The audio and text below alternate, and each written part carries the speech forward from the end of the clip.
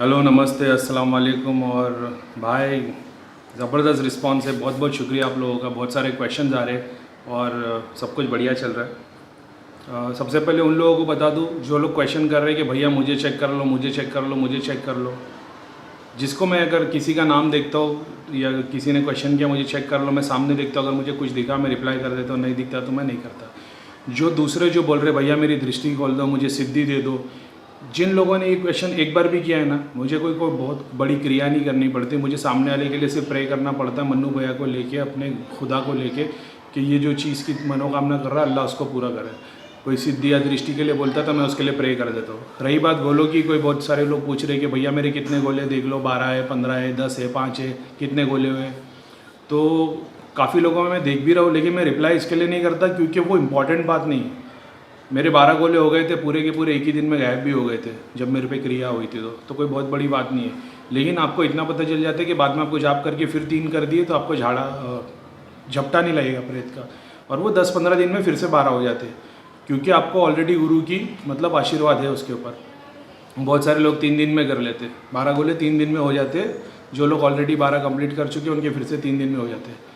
फिर बहुत सारे लोग पूछ रहे, मतलब खेल जैसा लगा के रखा कि भैया बता दो, बता दो, ये बता दो, वो बता दो।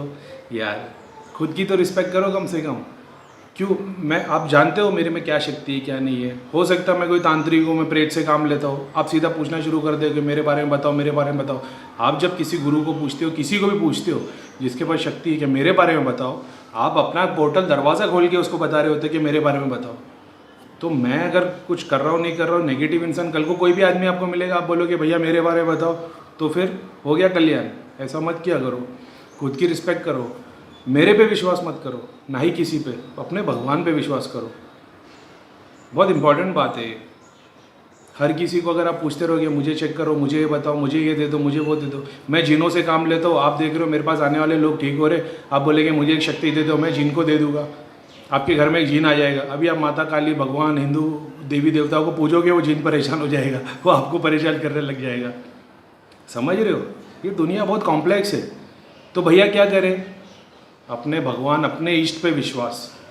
कौन है कुल देवता, कौन है देवता, कौन है हमारा, कौन है हमको पता नहीं, इससे फ़र्क नहीं पड़ता। भगवान को नाम की ज़रूरत नहीं है, नाम की ज़रूरत हमें, ताकि हम भगवान को वेरीफाई कर सके। क्योंकि हम जाहिल हैं, हमको पता नहीं गधे और घोड़े में क्या डिफरेंस है। इसके लिए हमको बताया गया घोड़ा क्या है, गधा क्या है। समझते हो? तो नाम की ज़रूरत नहीं है भगवान को। अपने ईश्वर को पूजो। कैसे पूजे? अपने ग्रंथों को उठाओ, उसको पढ़ना शुरू कर दो। ठीक है?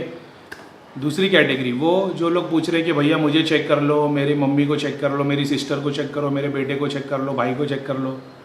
क्या कर लोगे? सिर्फ बताओ क्या कर लोगे? मैं बता दूंगा 2 प्रेत है और परेशान हो जाओगे। मैं बोल लूँगा कुछ भी नहीं है तो आप बिलीव ही नहीं करोगे, आप बोलोगे मेरा सर तो दुखता है। तो सर दुखने का मतलब प्रेत नहीं होता। आपकी बॉडी पेन हो रही है, मैं मानता हूँ नेगेटिविटी की वजह से होती है, पितरों की वजह से हो सकती है, क्रिया की वजह से हो सकती है। बगैर प्रेत की क्रिया बांध करके भेजी गई है, गड़न डाली हुई, तब भी हो सकती है। आप क्या समझ रहे हो? देखने पे तो मुझे सिर्फ प्रेत दिखाई देगी। आप मेरे सामने आओगे, आप बोलोगे भैया प्रेत, मैं देख लूँगा प्रेत नहीं है। जब प्रेत नहीं है तब भी तकलीफ हो रही है, तब मैं दूसरी कैटेगरी यूज़ करूँगा ना। मान लो आपको चौथी कैटेगरी पे प्रेत लगा हुआ, यानी किसी ने आपकी तंत्र क्रिया करके बंधन करके रखा है, प्रेत नहीं दिख रहा है। अब उसने 2-4 प्रेत भी भेज दी, तो अब मैं देखूंगा 4 प्रेत दिखेंगे तो सबसे पहले मैं उसकी क्रिया करके वो प्रेत हटा दूंगा। उसके बाद ये प्रॉब्लम सॉल्व नहीं होगी, तब मुझे देखना पड़ेगा। समझते हो? हर किसी को डिटेल में चेक करूँगा। मान लो 2 घंटे 4 घंटे अगर मैं दूंगा तो पीछे वाले तो सब रह जाएंगे। भैया ये नहीं करके सब लोगों को 10-10 मिनट का टाइम देते कि जो भी तकलीफ दे रहा हो वो ठीक हो जाए। तो आप बोलते भैया टाइम नहीं देते। अब आपको 4 घंटा दिया जाए तो पीछे के 1000 लोग का हो गया कल्याण, वो बेचारे वेट करते हुए रह गए। तो थोड़ा तो समझ रखो। जितने लोग ये चाहते हैं कि मेरी दृष्टि खुल जाए, मुझे सिद्धि मिल जाए, वो सिर्फ संकल्प ले ले कि मैं ये जाप कर रहा हूँ, ध्यान कर रहा हूँ, भगवान उसमें अपने आप आपको अचीव करवाएगा। वो 2-4 लोग ऐसे थे जिन्होंने मेरे से ये मांगा ही नहीं, भैया मुझे दृष्टि नहीं खोलनी, ना सिद्धि चाहिए, मैं सिर्फ आपका आशीर्वाद देना चाहता हूँ। मेरे को उनका वो थॉट इतना अच्छा लगा कि मतलब मैं कमेंट्स पढ़ते जा रहा हूँ, भैया सिद्धि दे दो, भैया गोले करा दो, भैया सिद्धि दे दो, भैया जाप चेक कर लो, भैया क्या कर दो। फिर किसी का कमेंट आया कि भैया मुझे ना सिद्धि चाहिए, ना दृष्टि चाहिए, ना गोले चाहिए, मुझे सिर्फ आपका आशीर्वाद चाहिए। कसम से मेरे दिल से उसके लिए इतनी दुआ निकली ना, मेरे को ऐसा लगता है 3 सिद्धि उसके पीछे खड़ी हो गई। समझ रहे हो? ऐसा होता है गुरु का काम। मैं अपने आप को गुरु नहीं बोल रहा हूँ, मैं भगवान से भैया भी दुआ ही करते, भैया प्रे करते कि इनको सिद्धि दे दो, शक्ति दे दो, दिल से दुआ निकलती। जब दिल से दुआ निकलती तो काम हो जाता है। अभी आपके पास कोई आएगा, भैया मेरा काम कर दो, मेरा काम कर दो, मेरा काम कर दो, आप ही चिढ़ जाओगे उससे, ना कि कोई आपके लिए आएगा। आपको भले से एक वो मतलब एक कोई छोटी सी चॉकलेट भी दे देता ना, भैया ये मैंने आपके लिए लेके आया था, चॉकलेट लेके आया है, अब मैं तो करोड़पति आदमी, ठीक है, लेकिन वो एक छोटी सी भलाई अच्छी लग जाती, ना कि मेरे लिए गोल्ड की रोलेक्स कोई लेके आए। अच्छा वो लेके आएगा तो एक अलग बात है लेकिन फिर भी बता रहा हूँ, प्यार मतलब अपना जो सम्मान आप किसी का करते हो उससे आप दिल जीत लेते हो, उससे आप चीज़ें मिल जाती है। और ज़रूरी नहीं है कि गुरु बोले, अगर आप, मैं किसी तरीके से बहुत सारे धाम में ऐसे लोग हैं जिन्होंने कहीं ना कहीं मुझे कोई ना कोई जगह पे दिल पे मेरे टच कर लिया, उनकी कोई चीज़ मैंने अच्छी लग गई या कुछ हो गया, तो वो दिल से दुआ निकलती तो अपने आप काम हो जाते हैं। ज़रूरी नहीं कि मुझे भगवान को प्रे करना पड़े काम करने के लिए, ये भी बात है। आज भी धाम में बहुत सारे लोग देखो, जब खाना खाने की लाइन लगी होती है, बहुत सारे लोग मेरे लिए प्लेट लेके आए थे, भैया खाना ले लो, खाना ले लो। मिला, अरे नहीं भाई, नहीं नहीं नहीं, मैं किसी से नहीं लेता, मैं जाके लाइन में खड़ा होता हूँ सबसे पीछे। अब जो भी मुझे देखता है मैं पीछे खड़ा हूँ, मेरे को बोलता भैया आप आगे आ जाओ, आगे आ जाओ, लेकिन मैं नहीं जाता। उसका एक रीज़न है, आज मैं लाइन तोड़ के आगे बढ़ जाऊँगा, कल मुझे कहीं और लाइन में ज़्यादा लंबा खड़ा रहना पड़ सकता है। जो लोग लाइन तोड़ के आगे आ जाते हैं, जिनका नंबर नहीं हो, लड़ाई झगड़ा करते हैं, उनको 8-8 दिन रुकना पड़ता है। और जो बंदा लाइन में बैठा होता है, चाहे वो प्रीतम भैया की हो, चाहे वो मन्नू भैया की हो, वो देखता है मेरे से मजबूर, मेरे से ज़्यादा परेशान आदमी मेरे पीछे बैठा है, कोई बूढ़ी औरत बैठी है, कोई बूढ़ा आदमी बैठा है, किसी की तकलीफ मुझसे बहुत ज़्यादा है, वो उसको आगे कर देता है, बहन आप आगे चले जाओ, आपकी तकलीफ़ ज़्यादा है, आप मतलब अपने इलाज के लिए आगे चले जाओ। वो बंदा जो उसका 8 दिन में होने वाला काम रहेगा, वो 1 दिन में हो जाता है, वो ठीक होकर निकल भी जाता है। सब्र का धाम है ना ये, तो विश्वास गॉड में रखो, इंसानियत में बिलीव करो, काम अपने आप सब हो जाएंगे, ठीक है। और फिर क्वेश्चन आंसर शुरू करते हैं, ठीक है। तो सबसे पहले क्वेश्चन किसी ने पूछा है, हनुमान जी की सिद्धि होती है, फिर श्री राम सिद्धि क्यों नहीं होती? तो हनुमान जी की सिद्धि इसके लिए होती है क्योंकि वो देवता है, और श्री राम की सिद्धि इसके लिए नहीं होती क्योंकि वो भगवान है। भगवान की सिद्धि नहीं होती, और जब भगवान की सिद्धि होती तो पीछे खड़ा हो जाता है, देवता की सिद्धि होती तो राइट में खड़ा होता है। तो आप बोलोगे भगवान देवता से ऊपर है, अकॉर्डिंग टू भगवद गीता भगवान देवता से ऊपर है, मगर सारे भगवान देवता को पूछते हैं। हाँ, क्या हमारी आर्मी पुलिस से बेहतर है? नहीं, आर्मी दूर अपने देश की सेवा कर रही है, ठीक है, मतलब आर्मी बेटर है उस जगह पे। हमारे घर में कोई चोर आता है तो आर्मी आती है? नहीं, तो पुलिस आती है। तो दोनों का दर्जा अलग है, दोनों की शक्ति अलग है। आप कंपेयर करोगे भगवान क्या है, देवता क्या है, भगवद गीता में भगवान को ऊपर बताया गया। चप्पल 1 करोड़ की भी रहेगी तो पैर में पहनी जाएगी, टोपी 1 रुपये की भी रहेगी तो सर पे पहनी जाएगी। भगवान का सर और पैर एक समान है। अगर किसी को भगवान का सर दिखाई देता, पैर नहीं दिखाई देता, किसी को पैर दिखाई देता, सर दिखाई नहीं देता, इसका मतलब ये नहीं उसको देव दर्शन नहीं हुए। भगवद गीता में बताया भगवान का सर और पैर दोनों समान है, ठीक है, कुछ बड़ा या छोटा नहीं है। लेकिन सिद्धियों के मामले में देवता की सिद्धि होती है, राइट में खड़ी होती है, और भगवान की सिद्धि श्री राम, मैंने आज तक श्री राम की सिद्धि ना सुनी है ना देखी। विष्णु भगवान की भी सिद्धि देखी। श्री राम की जगह पे सिद्धियों के तौर पे धनुष और बाण लेके श्री राम के दूत खड़े हो जाते हैं राइट साइड में, ये भी बात है। और विष्णु भगवान की तरफ से मिलती ईगल और सुदर्शन चक्र, वो भी आता है तो राइट में आता है। हो सकता है सर के ऊपर घूमता हुआ दिखाई दे, लेकिन वो प्रोटेक्शन के लिए रहता है। उसका रूप देखोगे तो विष्णु भगवान का एक दूत दिखाई देगा जिसके हाथ में चक्र रहेगा, लेकिन वो विष्णु भगवान नहीं होते, सिद्धियों में ही होते, ठीक है। हिंदू देवी देवता के जितने भी हथियार है वो सबके सब एक देवता जैसे। धनुष और बाण को देखोगे तो एक इंसान देवता के रूप में वो दिखाई देंगे, ऐसा है। तो देवी देवताओं के जितने भी हथियार है वो सबके सब एक जैसे इंसान देवता के रूप में आपको दिखाई देंगे, मुकुट पहने हुए और वो मतलब जैसे कि वो एक ऑब्जेक्ट की नहीं, वो भी एक इंसान की तरह, देवता की तरह दिखाई देंगे, ये एक बात है, ठीक है। किसी ने कहा है कि दरगाह में पढ़ने का तरीका बता दो। सबसे पहले नमाज और कुरान की आदत डाल दो। अगर आप उसको मुकम्मल कर लोगे और किसी एक सूरे को पढ़ते रहो, किसी एक आयत को पढ़ते रहो, आप अपने सारे डिज़ायर्स ऑलरेडी अचीव कर सकते हो। रही बात दरगाह की, यार दरगाह के चक्कर में मत पड़ो। दरगाह में पढ़ने से जिनों की मतलब शक्तियाँ मिलती है, और वो काम करने के लिए आपको गुरु के गाइडेंस की ज़रूरत है, ताकि अगर कुछ ऊपर नीचे आगे पीछे हो जाए तो आपको कोई संभाल सके। अगर आपका गुरु नहीं है तो आपको ये काम नहीं करना चाहिए, ये बात पे ध्यान दो, ठीक है। अब ये किसी का क्वेश्चन है कि अब इससे, अच्छा एक मिनट हाँ, तो जैसे कि किसी ने पूछा था कि मैंने बताया था जब मैं मर जाऊंगा, मैं अगर जिस देवता की पूजा करता हूँ मैं उस रूप में दिखाई दूंगा। तो सामने वाले ने ये पूछा है, अभी सेकंड अगर किसी पर्सन की मृत्यु हो जाती है तो क्या वो भी हनुमान जी के रूप ही उसको मिलेगा? हाँ, जैसे मैं हनुमान जी को पूजा, मैं मर गया, मैं हनुमान जी के रूप में आ गया, अब मैं किसी इंसान के बाजू में चले जाता हूँ, अगर वो भी हनुमान जी को पूछता है और वो हनुमान जी की सिद्ध मतलब मरते दम तक उसने हनुमान जी को पूजा, अब वो मरेगा तो वो भी हनुमान जी के रूप में आ जाएगा। सेकंड क्वेश्चन उसी बंदे का है, आप जो कि सिद्धि के रूप में इस सेकंड पर्सन से जुड़े हो, तो सेकंड पर्सन की मृत्यु के बाद भी आप इससे जुड़े रहोगे या अलग हो जाओगे? और प्लीज़ इस सिनारियो को समझाएं। जैसे वो दोनों, जैसे मेरे पास हनुमान जी की सिद्धि आ गई, मैंने पूरी ज़िंदगी हनुमान जी को पूछ लिया, अब मैं भी मर गया, अब मेरी आत्मा सबसे पहले उसी को देखेगी और वो उसके आशीर्वाद लेगी। अब ये दो हो गए, अब ये दोनों काम करने लग जाएंगे लेकिन जो पहले वाला था वो ज़्यादा शक्तिशाली हो जाएगा। ठीक है, अब फॉर ए टाइमिंग जैसे आप नए नए दोस्त को मिले जिसने आपको सारी ज़िंदगी आपके साथ में काम किया है, तो कुछ दिन कुछ सालों तक आप उसी के साथ रहोगे, फिर अंडर उनके गाइडेंस वो आपको मोटिवेट करेगा और आपको अकॉर्डिंग आपकी हेल्प करेगा और आपको गाइड करेगा, वही चीज़। तो हेलो एवरीवन, वो एक्चुअली वीडियो कट गया गलती से, तब ये सेकंड वीडियो अपन उसी के कंटिन्यूएशन में बना रहे।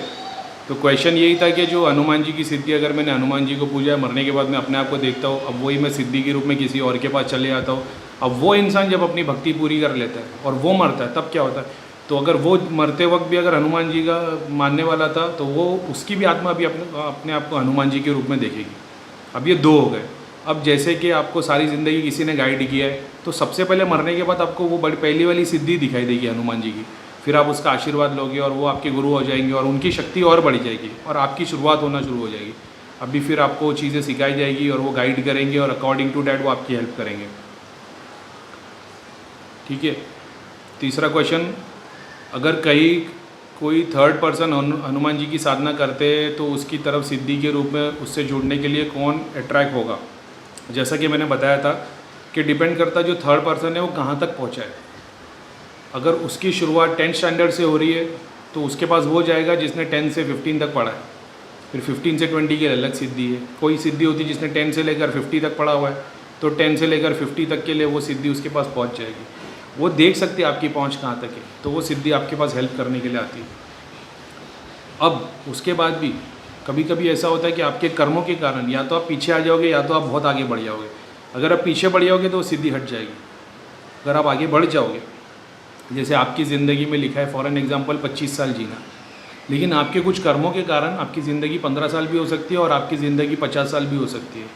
हाँ, अगर आपको लोगों की दुआ लग गई किसी न किसी जगह पे तो आपको 50 साल की लाइफ भी मिल सकती है। तो ये वैसा काम हो जाता है। जो लोग देवी देवता होते हैं, गुरु होते हैं, संत होते हैं, काफ़ी सारे सिद्ध पुरुष होते हैं जैसे कि साबिर पिया, बाबा मोहन राम एट्सेट्रा, उनको किसी भगवान के स्वरूप क्यों नहीं मिलता? उनको एक्चुअल स्वरूप ही क्यों पूजा जाता है? ये गुरु जो होते हैं ना भाई, ये सिद्धियों के लिए काम नहीं करते, ये ईश्वर के लिए काम करते हैं। तो जो ईश्वर के लिए काम करता है और सिद्धियों के लिए काम नहीं करता है, अगर उसको मरने से पहले ईश्वर दर्शन हो चुके तो वो कोई देवता के रूप में नहीं आएगा। जो देवता के रूप में आ चुके, सिद्धि के रूप में, अगर वो भी भक्ति और अच्छे काम किए जा रहे, लोगों की मदद किए जा रहे, ध्यान किए जा रहे, मरने के बाद भी ध्यान किया जाता है, आत्मा ध्यान करती है अलग अलग लोक में, तो वो ईश्वर के और नज़दीक आना शुरू हो जाते हैं। जिनका धर्म, जिनको ऐसा लगता है कि लोक सेवा ज़्यादा इंपॉर्टेंट है, वो लोगों के काम करने में लग जाते हैं। ये लोग हमेशा उसी रूप में दिखाई देते हैं। अब यही लोग, फॉर एन एग्ज़ाम्पल, जैसे कोई संत महापुरुष है और वो मर गए, फॉर एन एग्जांपल ले लो महात्मा गांधी। अब महात्मा गांधी ने ईश्वर दर्शन कर लिए थे, अब वो चले गए, अब वो जो भी लोग उनको देखेंगे वो महात्मा गांधी के रूप में ही दिखाई देंगे। ऐसा है, ऐसा नहीं है कि वो किसी भगवान के रूप में दिखाई देंगे। तो ये रही संतों की बात। भैया मैं बस क्यूरियस हो रहा था कि इसलिए सोचा कि भैया ये सवाल पूछ दो, कोई कंपल्सरी नहीं। अच्छा, मैंने सवाल का जवाब तो दे ही दिया, ठीक है। किसी ने पूछा है कि भैया माला में 108 मनके क्यों होते हैं और यह 700 की माला क्या है? 108 मनके का राज ये है कि हिंदू धर्म में ऐसा मान लें, जब आप जाप कर रहे होते, माला ध्यान कर रहे होते, तो उस वक्त में हो सकता है कि कुछ मंत्र आपके मतलब प्रॉपरली प्रोनाउंस ना हुए हो, या उनमें जब आप माला कर रहे हो तो कोई आपके दिमाग में गलत ख्याल आ गया हो किसी भी चीज़ को लेके, तो उस वक्त में वो जो मंत्र है वो अशुद्ध हो जाता है।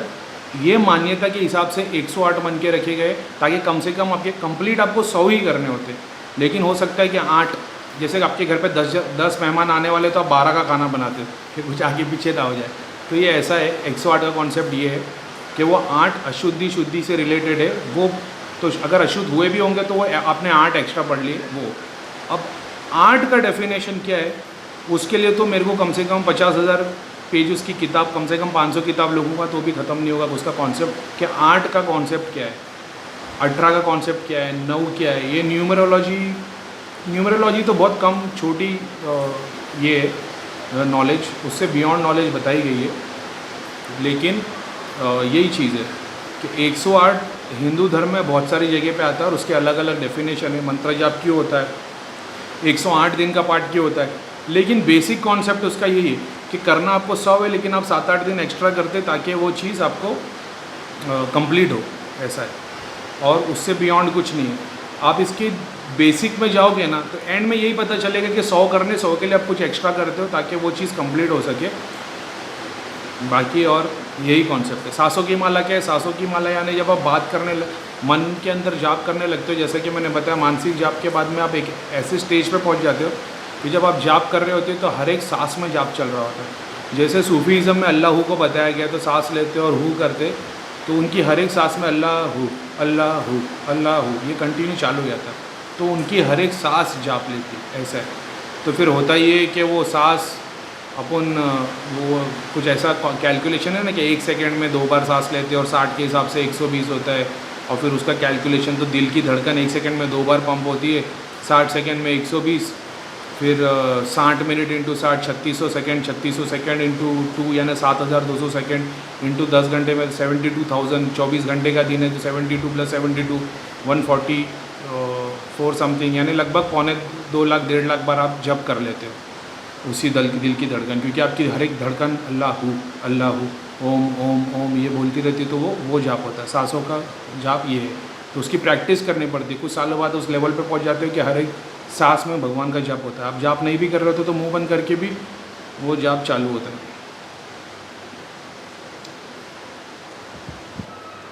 फिर किसी ने क्वेश्चन किया, भैया घूमते फिरते जाप करने से भी चक्र जागते हैं क्या, जो 7 चक्र है, और यानी कि किसी के पास बैठने का टाइम ना हो तो काम करते करते कर सकते हैं क्या? सबसे पहले अगर आपके पास बैठने का टाइम नहीं है तो आपको सारे काम छोड़ के ध्यान ही करना है। जैसे कि वो कहावत है, एक दिन में कितना ध्यान करना चाहिए, आधा घंटा। और आपके पास अगर आधे घंटे का भी टाइम नहीं, आप इतने बिजी हो, तो फिर तो आपको कम से कम 1 घंटा ध्यान करना चाहिए। ये ऐसा है। जाप करते करते चक्र जागृत हो जाते नहीं, जाप शक्ति बढ़ती है, जाप शक्ति बढ़ने से चक्र जागृत हो जाते, मगर उसके लिए भी ध्यान गुरु कृपा होना ज़रूरी है, ठीक है। बगैर गुरु के हो जाते अपने आपके कर्मों के ऊपर है, क्योंकि करने वाला तो भगवान है ना। तो आप अपने कर्म के कारण अभी कोई 1.25 लाख मंत्र का जाप करे 1 घंटे में और बाहर निकल के बुरे काम करे, और यहाँ तो कोई भगवान का नाम ही नहीं ले रहा है लेकिन सारे अच्छे कर्म करता है, तो उसको तो चक्र की भी ज़रूरत नहीं पड़ती, उसको तो सीधा देवता पीछे, भगवान पीछे आके खड़े हो जाते हैं। तो ये भी बात है। किसी ने क्वेश्चन किया है कि एग्ज़ाम क्रैक कैसे करने की टिप्स दीजिए, क्योंकि मैं 5 साल से मेडिकल एग्ज़ाम की तैयारी कर रहा हूँ। मुझे पता है सिली क्वेश्चन है, बट प्लीज़ हेल्प। जिन लोगों को नेगेटिविटी होती है, घर में नेगेटिविटी, पढ़ने के लिए बैठते तो ध्यान नहीं लगता उनका, उस वजह से ध्यान क्या होता है, आप घड़ी घड़ी, फॉर एन एग्जाम्पल आपको 1 पेज पढ़ने के लिए 10 बार पढ़ना पड़ता है। ये होता तब है क्योंकि आपका थॉट कहीं और है, तो आप घड़ी घड़ी रीड कर रहे हो, उसको स्टडी नहीं कर रहे हो। अब इसको काउंटर कैसे किया जाए, एक हेल्प ले लो। कैसी हेल्प? जब पढ़ने के लिए बैठोगे ना, बगैर आसन के ज़मीन पे बैठ जाना, जाके आपकी बॉडी ज़मीन पर टच हो रही हो, 2 या 4 माला बस, ओम नमः शिवाय या कोई भी माला, मुसलमान है अल्लाह अकबर पढ़ ले, 2 माला कर लो बस 10 मिनट के लिए, उसके बाद पढ़ने बैठ जाओ। दूसरी चीज़, रूम में कहीं ना कहीं एक मोटी है ना बड़ी कैंडल ले लो, सेंटेड कैंडल होगी तो और अच्छा है, जो देर तक जलती रहे। पढ़ने के लिए बैठो, एक साइड में कैंडल जला के बैठ दो ताकि आपका ध्यान वहाँ ना जाए, या सामने रख दो, जैसे आपने आगे रख दिया, आपके टेबल, ये स्टडी टेबल है, आपकी बुक्स ही, आपने कैंडल यहाँ रख दी जिसमें तो खुशबू भी आ रही हो, ये इंपॉर्टेंट है। तीसरी चीज़, थोड़ा सा नमक, जैसे आपके पास कोई प्लेट है, थोड़ा सा नमक लो, उसमें भगवान के मंत्र का उच्चारण करो 11 बार 100 बार, या जब 2-4 माला कर रहे हो तभी उसमें 3 बार फूंक के उसको थोड़ा सा आगे रख दो टेबल पे बस। और एक पानी की बोतल पे उसको 3 बार, जैसे आपने मान लो 2 माला कर ली, अब पानी की बोतल पे 2-3 बार फूंक मार दो, नमक पे 3 बार फूंक मार दो, कैंडल पे 3 बार फूंक, हाँ कैंडल पे भी 3 बार फूंक मार सकते हो। कैंडल को जला दो, नमक को साइड में रख दो, पानी थोड़ा सा पी लो और पढ़ना शुरू कर दो। तो नेगेटिविटी के कारण से जो ब्लॉकेज हो रही थी वो नहीं होगी। जो नई नेगेटिविटी आएगी वो नमक देखने के साथ में वहाँ भागेगी, आपकी बॉडी में नहीं आएगी। दूसरी चीज़, आग से थोड़ा अट्रैक्ट होती है नेगेटिविटी, वहाँ चली आएगी, क्योंकि वो खुशबू की वजह से तो पॉजिटिविटी ज़्यादा अट्रैक्ट होगी। तो जो नेगेटिविटी से पढ़ाई को लेके जो प्रॉब्लम हो रही थी ना, वो थोड़ी सेटल हो सकती है। अनलेस तांत्रिक ने क्रिया की और पढ़ने नहीं दे रहा तो उसके लिए तो बंधन खोलने पड़ेंगे। लेकिन ये एक आसान उपाय है और ये आप कर सकते हो। और ये क्वेश्चन सिली नहीं था, ये हेल्पफुल था।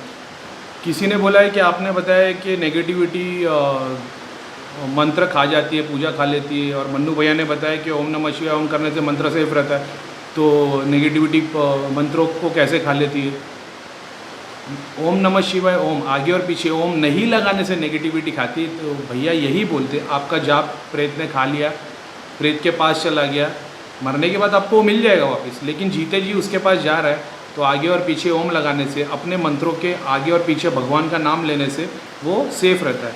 अब जैसे एक जोक बताऊँ मैं, भैया हंसेंगे, भैया एक बार बात कर रहे थे ओम नमः शिवाय ओम की, भैया बोल रहे थे कि आगे पीछे ओम लगाने से वो मंत्र सेफ रहता है और उसको नेगेटिविटी नहीं छूती है। तो मैं प्रीतम भैया के साथ बैठा था और हम लोग मस्ती कर रहे थे, तो मैंने प्रीतम भैया को बोला कि प्रीतम भैया मेरे तो मंत्र में क्या, मेरी तो पूरी किताब में ही ओम नहीं है। तो हम लोग बहुत हंसने लग गए। अब भैया को बात नहीं पता थी, जितने लोग थे वो हंस ही रहे थे। तो लेकिन एक बात है कि मैं हर, जैसे हम लोग पढ़ते हैं बिस्मिल्लाहिर्रहमानिर्रहीम, शुरू करता हूँ लेकर अल्लाह का नाम, वैसे ओम है। अब ओम का डेफिनेशन तो पूरी ब्रह्मांड की किताबें भी नहीं दे सकती, लेकिन वो ईश्वर का नाम है। हर मंत्र के आगे और पीछे ईश्वर का नाम लेने से वो सेफ होता है, यही बात है। सेम चीज़ जब मैं सूरह इखलास पढ़ता हूँ तो मैं हर बार सूरह इखलास से पहले बिस्मिल्लाहिर्रहमानिर्रहीम पढ़ता हूँ। कुछ कोर्स में ऐसा आता है कि अगर आपको 1000 बार सूरह इखलास पढ़ना है तो बिस्मिल्लाह एक ही बार पढ़ते हो, बाकी ना 1000 टाइम्स आप सूरह इखलास विदाउट बिस्मिल्लाह पढ़ते हो। मैं हर बार सूरह इखलास बिस्मिल्लाह के साथ ही पढ़ता हूँ, यानी जब मेरे 1000 सूरह इखलास होते तो मेरे 1000 बिस्मिल्लाहिर्रहमानिर्रहीम भी हो चुके होते, ऐसा है। तो ये बात थी, कॉमेडी की बात है। लेकिन जो आगे पीछे ओम नहीं लगाते तो प्रेत जब खा लेते, वो सच बात है। तो इसके लिए भैया ने बताया ओम आगे पीछे लगाना है, जो नहीं लगाते उनके जब वो खा लेते। फिर किसी ने पूछा है कि भैया माता काली तामसिक में आती है क्या? नहीं, माता काली तामसिक में नहीं आती। अब वाला आप पूछोगे माता काली क्या है? शिव और शक्ति का एक डेफिनेशन है, शॉर्ट में बता सकता हूँ। ये इसके लिए डिटेल डिस्कशन लगेगा, और वो भी वो बंदा बेहतर है जो उसके लिए पूरी नॉलेज रखता है। मैं बेसिक नॉलेज आपको बता दूँ, शिव एक फिज़िकल आइडेंटिटी है, उसकी जो शक्ति है उसको काली बताया गया। जैसे मैं आपको कुछ बता रहा हूँ तो ये जो आवाज़ निकल रही है ये एक शक्ति है। इस आवाज़ के बिना आपको कुछ समझ में नहीं आएगा। अगर आवाज़ होगी और मैं नहीं होऊंगा, बताने वाला नहीं होगा, तो भी आपको नहीं समझेगा। तो वो एक ही सिक्के के दो पहलू हैं, शिव और शक्ति। बस शक्ति का तो शक्ति है, अब चाहे वो ये बंदूक है, अब चाहे इसको पुलिस चलाए या चोर चलाए, शक्ति तो शक्ति है। मगर शंकर भगवान की शक्ति है तो वो पुलिस में आ जाती है, और नेगेटिव एंटिटी की शक्ति है तो वो नेगेटिव में आ जाती है। महाकाली को शक्ति बताया गया, ठीक है। मतलब ये सिंपल फॉर्म में मैंने आपको बता दिया।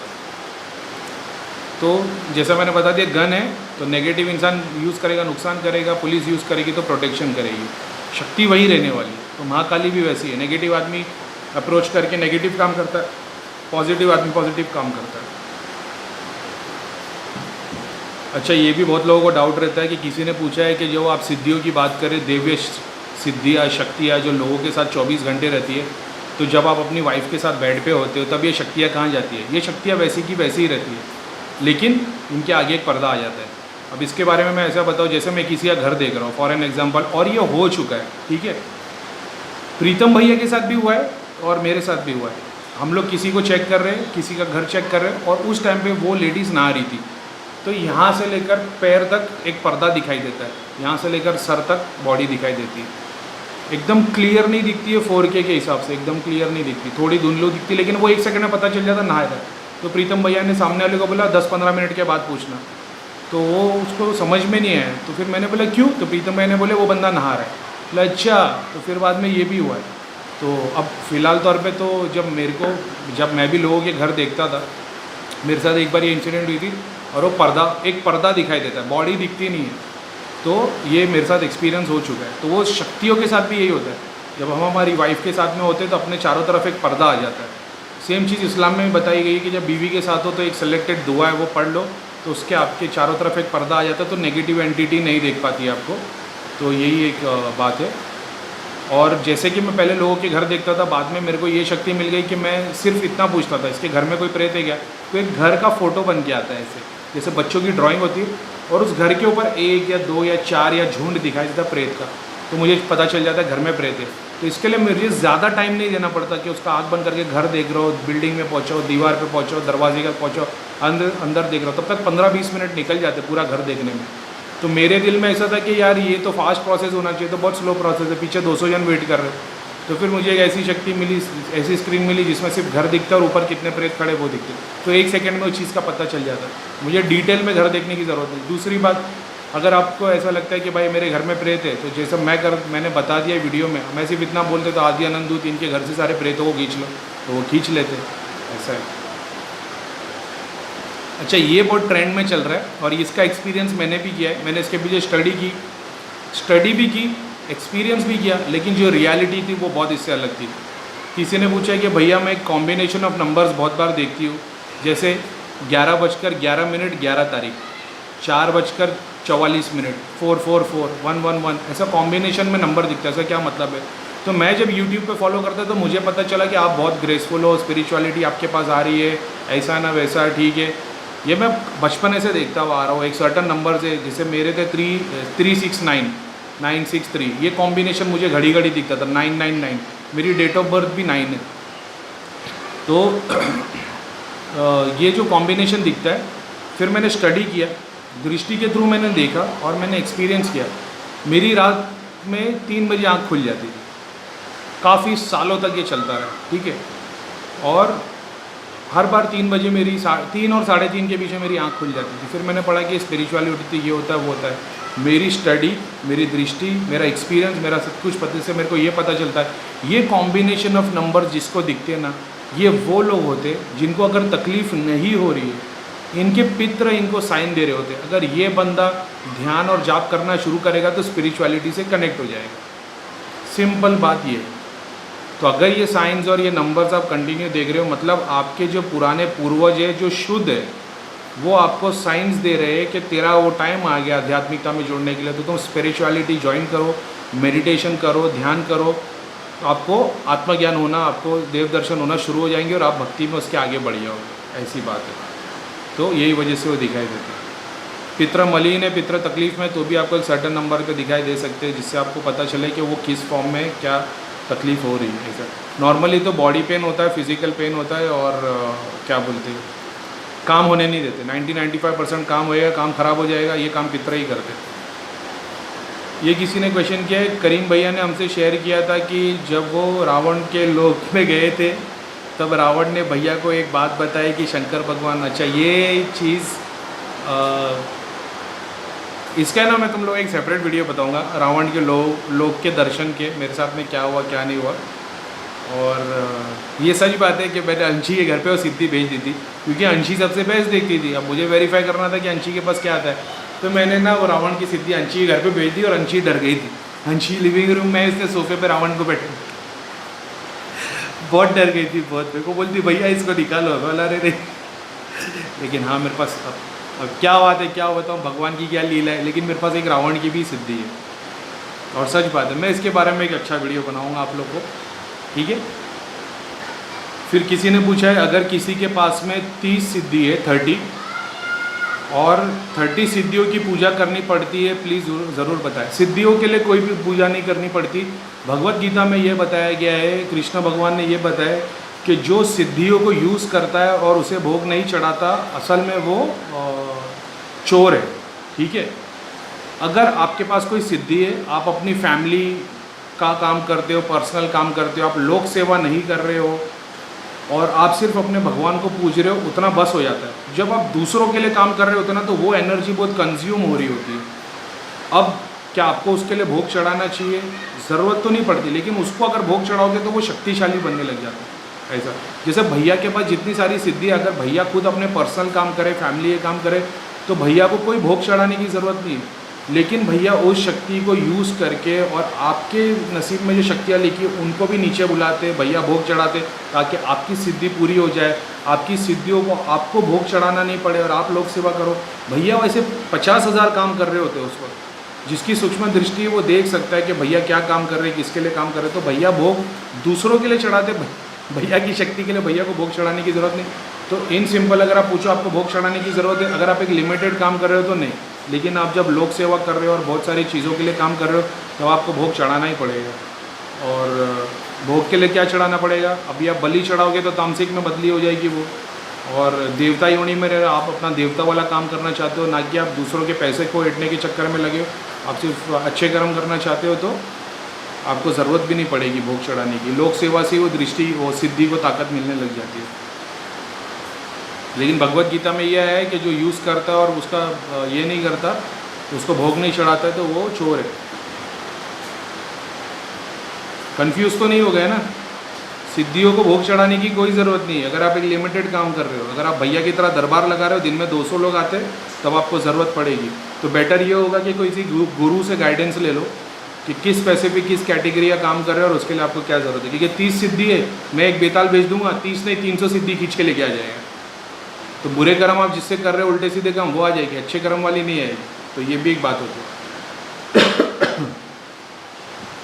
किसी ने पूछा है कि अब क्योंकि मैंने सोचा कि इसका एक सेकंड वीडियो बनाऊंगा लंबा और उसके ऊपर डिटेल डिस्कशन दूंगा। किसी ने पूछा है कि ये उनके घर में किसी को नेगेटिविटी और वो घड़ी घड़ी ताबीज़ पिनाते मगर काम नहीं होते, तो ताबीज़ का असलियत क्या? अब इसने 1 लाइन क्वेश्चन पूछा है, लेकिन ये एक डिटेल्ड एक्सप्लेनेशन देना पड़ेगा, तो मैं इसका सेकंड वीडियो बना रहा हूँ, आपको आज देखने मिल जाएगा इंशाल्लाह।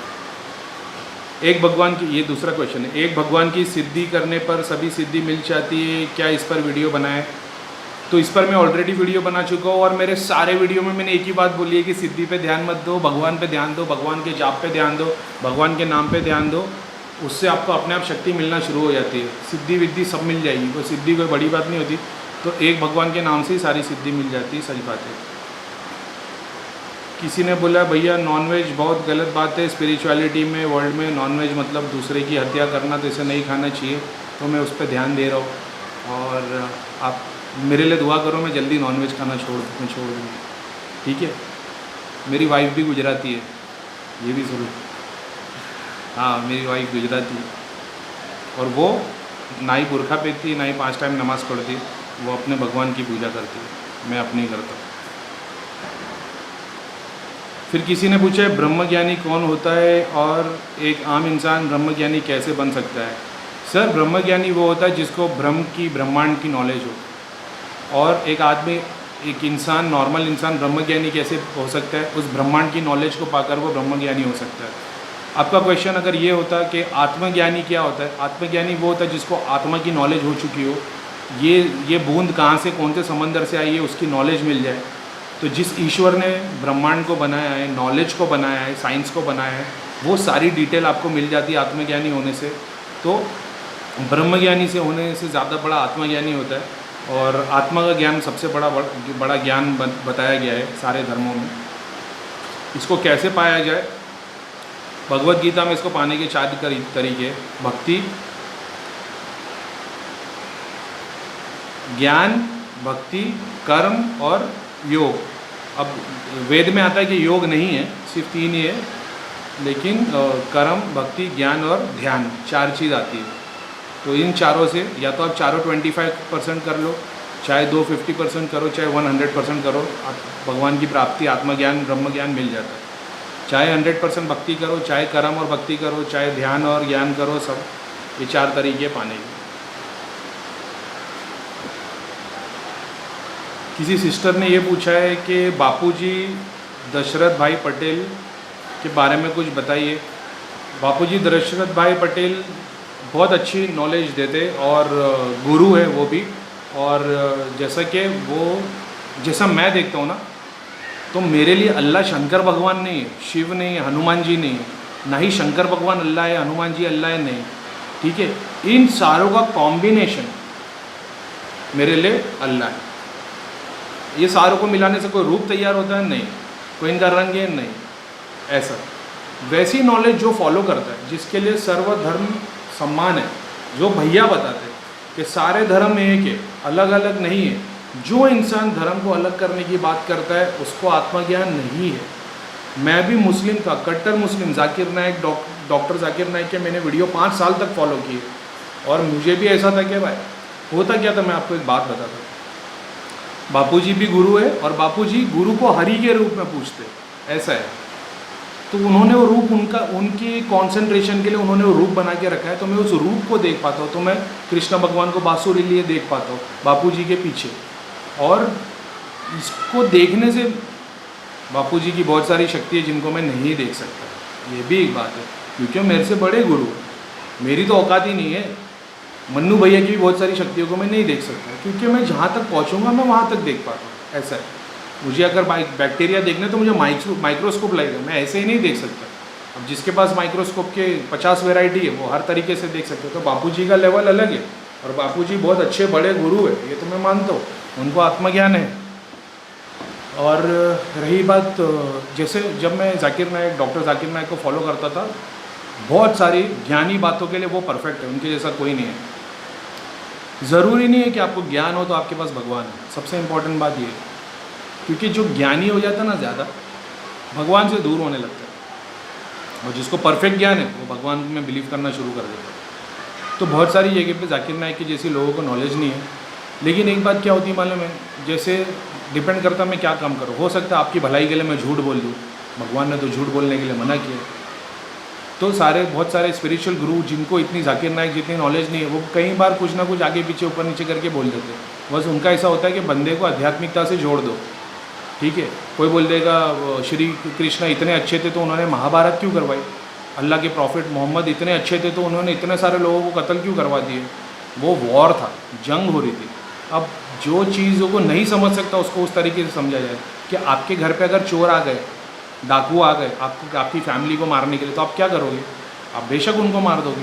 तो उस वक्त उन लोगों ने सोसाइटी के बारे में जो सोचा, उन लोगों ने वो किया। तो वो हर एक इंडिविजुअल एक अलग कॉन्सेप्ट से समझता है। एक ही कुरान को 100 लोग पढ़ेंगे तो 100 अलग बातें समझेंगे, लेकिन उसको ठीक से समझाने के लिए गुरु की ज़रूरत होती है। अब बात ये है कि गुरु भी अपने गुरु से सीखा हुआ, और वो गुरु तीसरे गुरु से सीखा है, तो जिसको जैसा सीखा है वो वैसा सीख गया। आपका काम ये है, आप अपनी किताब पढ़ो, आप खुद समझ के लो, उसके बाद जो प्रॉब्लम आती है उसको क्वेश्चन करो, ना कि हर डिक एंड हैरी के लिए, हर एक मतलब टॉम डिक एंड हैरी के लिए आप हर एक छोटी छोटी सीली बातों के लिए क्वेश्चन कर रहे हो। ये तो ना समझ की बात है। ऐसा है। तो गुरु अपनी जगह, रही बात ये गुरु की, गुरु है, नो डाउट ये बापूजी गुरु ही है और आध्यात्मिक गुरु है, और कोई डाउट की बात ही नहीं है, क्योंकि वो हरि को पूछते, उनके लिए अल्लाह ही हरि है, जीसस क्राइस्ट भी हरि है, उनके लिए सब कुछ हरि है। मेरे लिए सब कुछ अल्लाह है, मन्नू भैया के लिए सब कुछ शनिदेव है। वो एक से एक पर्सनल अटैचमेंट होता है ना, ये वैसी बात है और कुछ नहीं। ये भेदभाव नहीं करते देवी देवता भगवान में। ठीक है, तो आज का क्वेश्चन आंसर सेशन ख़त्म हो गया है। होप मैंने सारे क्वेश्चंस के आंसर दिए। और भाई ज़रा कम करो, बहुत ज़्यादा हो रहा है थोड़ा कम करो यार। कंटिन्यू गोले हो गए, कितने शक्ति है कि नहीं, क्या है क्या नहीं। नेगेटिविटी वाले जिन लोगों को तकलीफ़ है, माफ़ी चाहता हूँ, मैं आपकी हेल्प नहीं कर पा रहा हूँ। भैया ऑनलाइन बैठे, कॉल भी कर सकते हो आप, प्लस दूसरे इलाज बता चुके हैं, नहीं करोगे तो नहीं होगा। लोग क्वेश्चन डाल रहे, भैया 2 साल पहले गया था, फिर 2 बार गया, 2 साल से जुड़ा हूँ। 2 साल से जुड़ा हूँ पूछा, जब मैंने पूछा आपको कितनी बार गए हो तो बोले 2 बार। या आप 2 साल से नहीं जुड़े हो, आप 2 साल में 2 बार गए।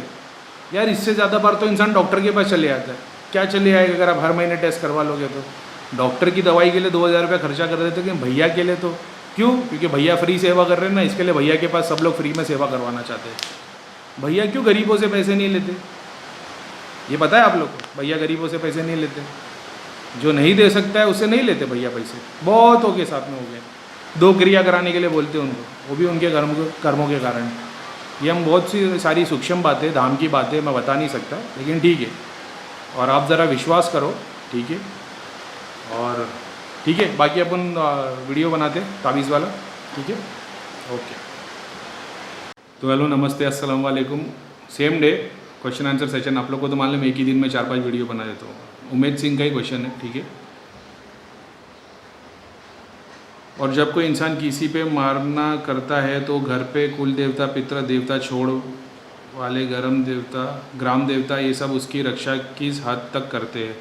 डिपेंड करता है जिस किसी ने आप पे तांत्रिक ने प्रेत छोड़ा उसका लेवल क्या है। अगर उसने वो अगर आप कुल देवता को मानते हो, ग्राम देवता को, क्या क्या लिखा आपने, कुल देवता, पितृ देवता, चौराहे का वाले देवता, ग्राम देवता, अगर ये चारों के ऊपर मेरे पास तो सीधे सीधे भगवान खड़े, तो ये सारे देवता तो साइड में हट ही जाएंगे ना भाई, समझ रहे हो। छोटे मुंडे गुंडे कहीं घूमते एग्जाम्पल, और एक पुलिस वाला आ जाता है तो वो भाग जाते, लेकिन वो बड़ा गैंगस्टर बैठा रहेगा वो नहीं भागेगा, तो उसके लिए बड़े पुलिस वालों को आना पड़ेगा। ऐसा है, इसका मतलब ये नहीं कुल देवता लोग गुंडे हैं, मैं ऐसा बता रहा हूँ। जो छोटे मोटे प्रेत घर के होते हैं, जब एक देवता आता है तो वो हट जाते, लेकिन कोई बड़ा प्रेत आएगा तो वो देवता से भी नहीं निकलेगा, फिर वो उसके लिए अलग लेवल का काम लगता है। तो ये जो देवता और वो वगैरह जितने आपने नाम लिखे, तो डिपेंड करता है तांत्रिक का पावर कितना है। तांत्रिक उन सबको अचीव कर चुका है तो भाई ये देवता कोई काम नहीं कर पाएंगे। जैसे मान लो आपने बता दिया कि भाई मेरे घर में, तो एग्जाम्पल ले लो, कोई एक ऐसा देवता है जो शिव जी का है और आप उनको पूछते हो, जैसे खंडोबा है, उसको शिव का अवतार बताया गया है। अब वो आप खंडोबा को पूछते हो, ठीक है, मैं शिव को पूछता हूँ, मेरे पास महाकाल की सिद्धि है, मैं प्रेत भेजूँगा, आपको लगता है खंडोबा रोक पाएंगे? आप मानने के लिए बोलोगे नहीं भाई ऐसा कैसा हो तो देवता है, लेकिन मैंने देखा है और आप एक्सपीरियंस भी कर सकते हो इस चीज़ को। बहुत सारे लोग शिव जी की पूजा करते, प्रेत नहीं निकलता। किससे भेजा हुआ? मसान का भेजा हुआ प्रेत। मसान तो नीचे की कैटेगरी है, तो भी नहीं निकल पाता। तो अब आपको उसके पास जाना पड़ेगा जो मसान शिव जी का भक्त हो। तो शिव जी की सिद्धि जिसके पास होगी वो मसान वाले का प्रेत काट सकते हो, ठीक है। और ऐसे कौन से वचन लीते जाते हैं मारन के वक्त देवी देवताओं के? भाई एक मलिन क्रिया होती है, लिटरली अपना सोल बेच दिया जाता है। और फिर सोल बेचने का मतलब ये है कि वो ये सौदा कर लेते कि मरने के बाद मैं तेरा हूँ। तो जैसा मैंने बताया, वो बंदा जो मरा है, मरने के बाद उसको राक्षस की योनि आई, तो ये तांत्रिक भी जब मरेगा तो वो राक्षसों की योनि में जाएगा, शक्ति का काम करेगा। शक्ति का काम ऐसा है कि एक दिन उसका एग्जिस्टेंस ख़त्म हो जाएगा। जैसे आत्मा आती है, अब आप बोलोगे भाई आत्मा को तो ख़त्म नहीं कर सकते। आत्मा को ख़त्म नहीं कर सकते, लेकिन उसका ऐसा समझो कि वो फर्स्ट लेयर पे ही हज़ारों करोड़ों साल तक जाएगी, उसको ऊपर जाने की ज़रूरत ही नहीं है। और उनकी देवी ऊपर उठा देते तो फिर बात अलग है, लेकिन ये भगवान वाले रास्ते। जैसे मान लो मैं अभी मर गया, मेरा स्टेट ऐसा है कि मैं अगर मर गया तो मैं फर्स्ट डायमेंशन में रह जाऊँगा, ठीक है।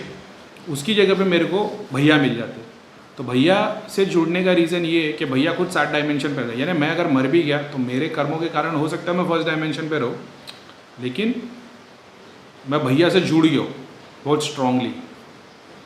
तो नहीं चाहते हुए भैया के सेलेक्टेड स्टूडेंट है, जो 10, 15, 20, 50 लोग हैं जो इस पे काम कर रहे हैं, तो वो लोग तो भैया के खास हो गए। तो भैया जैसे मैं मरूंगा तो भैया के पास ही मेरा अंश खींच के चला जाएगा, क्योंकि मेरे कॉन्शियस माइंड में 24 घंटे ईश्वर चलता है और ईश्वर के साथ में भैया चलते रहते, क्योंकि भैया ही तो वो एनर्जी जो मेरे को ईश्वर का ध्यान कराते रहते। मरते साथ मेरा हाथ पकड़ के भैया अपने पास लेके चले जाएंगे। वैसा ये बंदा अगर महाकाली को पूछता है या तामसिक सिद्धियों को पूछता है तो ये उनके अंडर आ जाता है कि भाई मुझे ये नहीं पता है कि ऊपर कितने 7 डायमेंशन है कि 14 है, ऊपर शिव कितने, महाशिव कितने, महाकाल कितने, मुझे नहीं पता। मेरे लिए मन्नू भैया मेन है जिन्होंने मुझे ईश्वर की प्राप्ति करवाई, तो मैं इनका हूँ। अब मरने के बाद वो कौन से डायमेंशन में आते हैं वो भैया देखेंगे। इस तरीके से अपने आप को समर्पित कर दिया उसने, तो उसकी डायमेंशन हो गई वो नेगेटिव। अब भगवान ने उन लोगों को भी उस काम के लिए चूज़ करके रखा है। राक्षस योनि वाले भी उन लोगों का भी एक काम है, देवता वाले लोग का भी एक काम है। तो अभी आपने तो अपने आप को सरेंडर कर दिया, तो अभी आप मरने के बाद राक्षस योनि में जाते हो कि देवता में जाते हो, और फिर उसके आगे कितना काम करते हो। ज़रूरी है देवता बने तो सीधा 7 डायमेंशन पे चले आओगे, ज़रूरी नहीं है।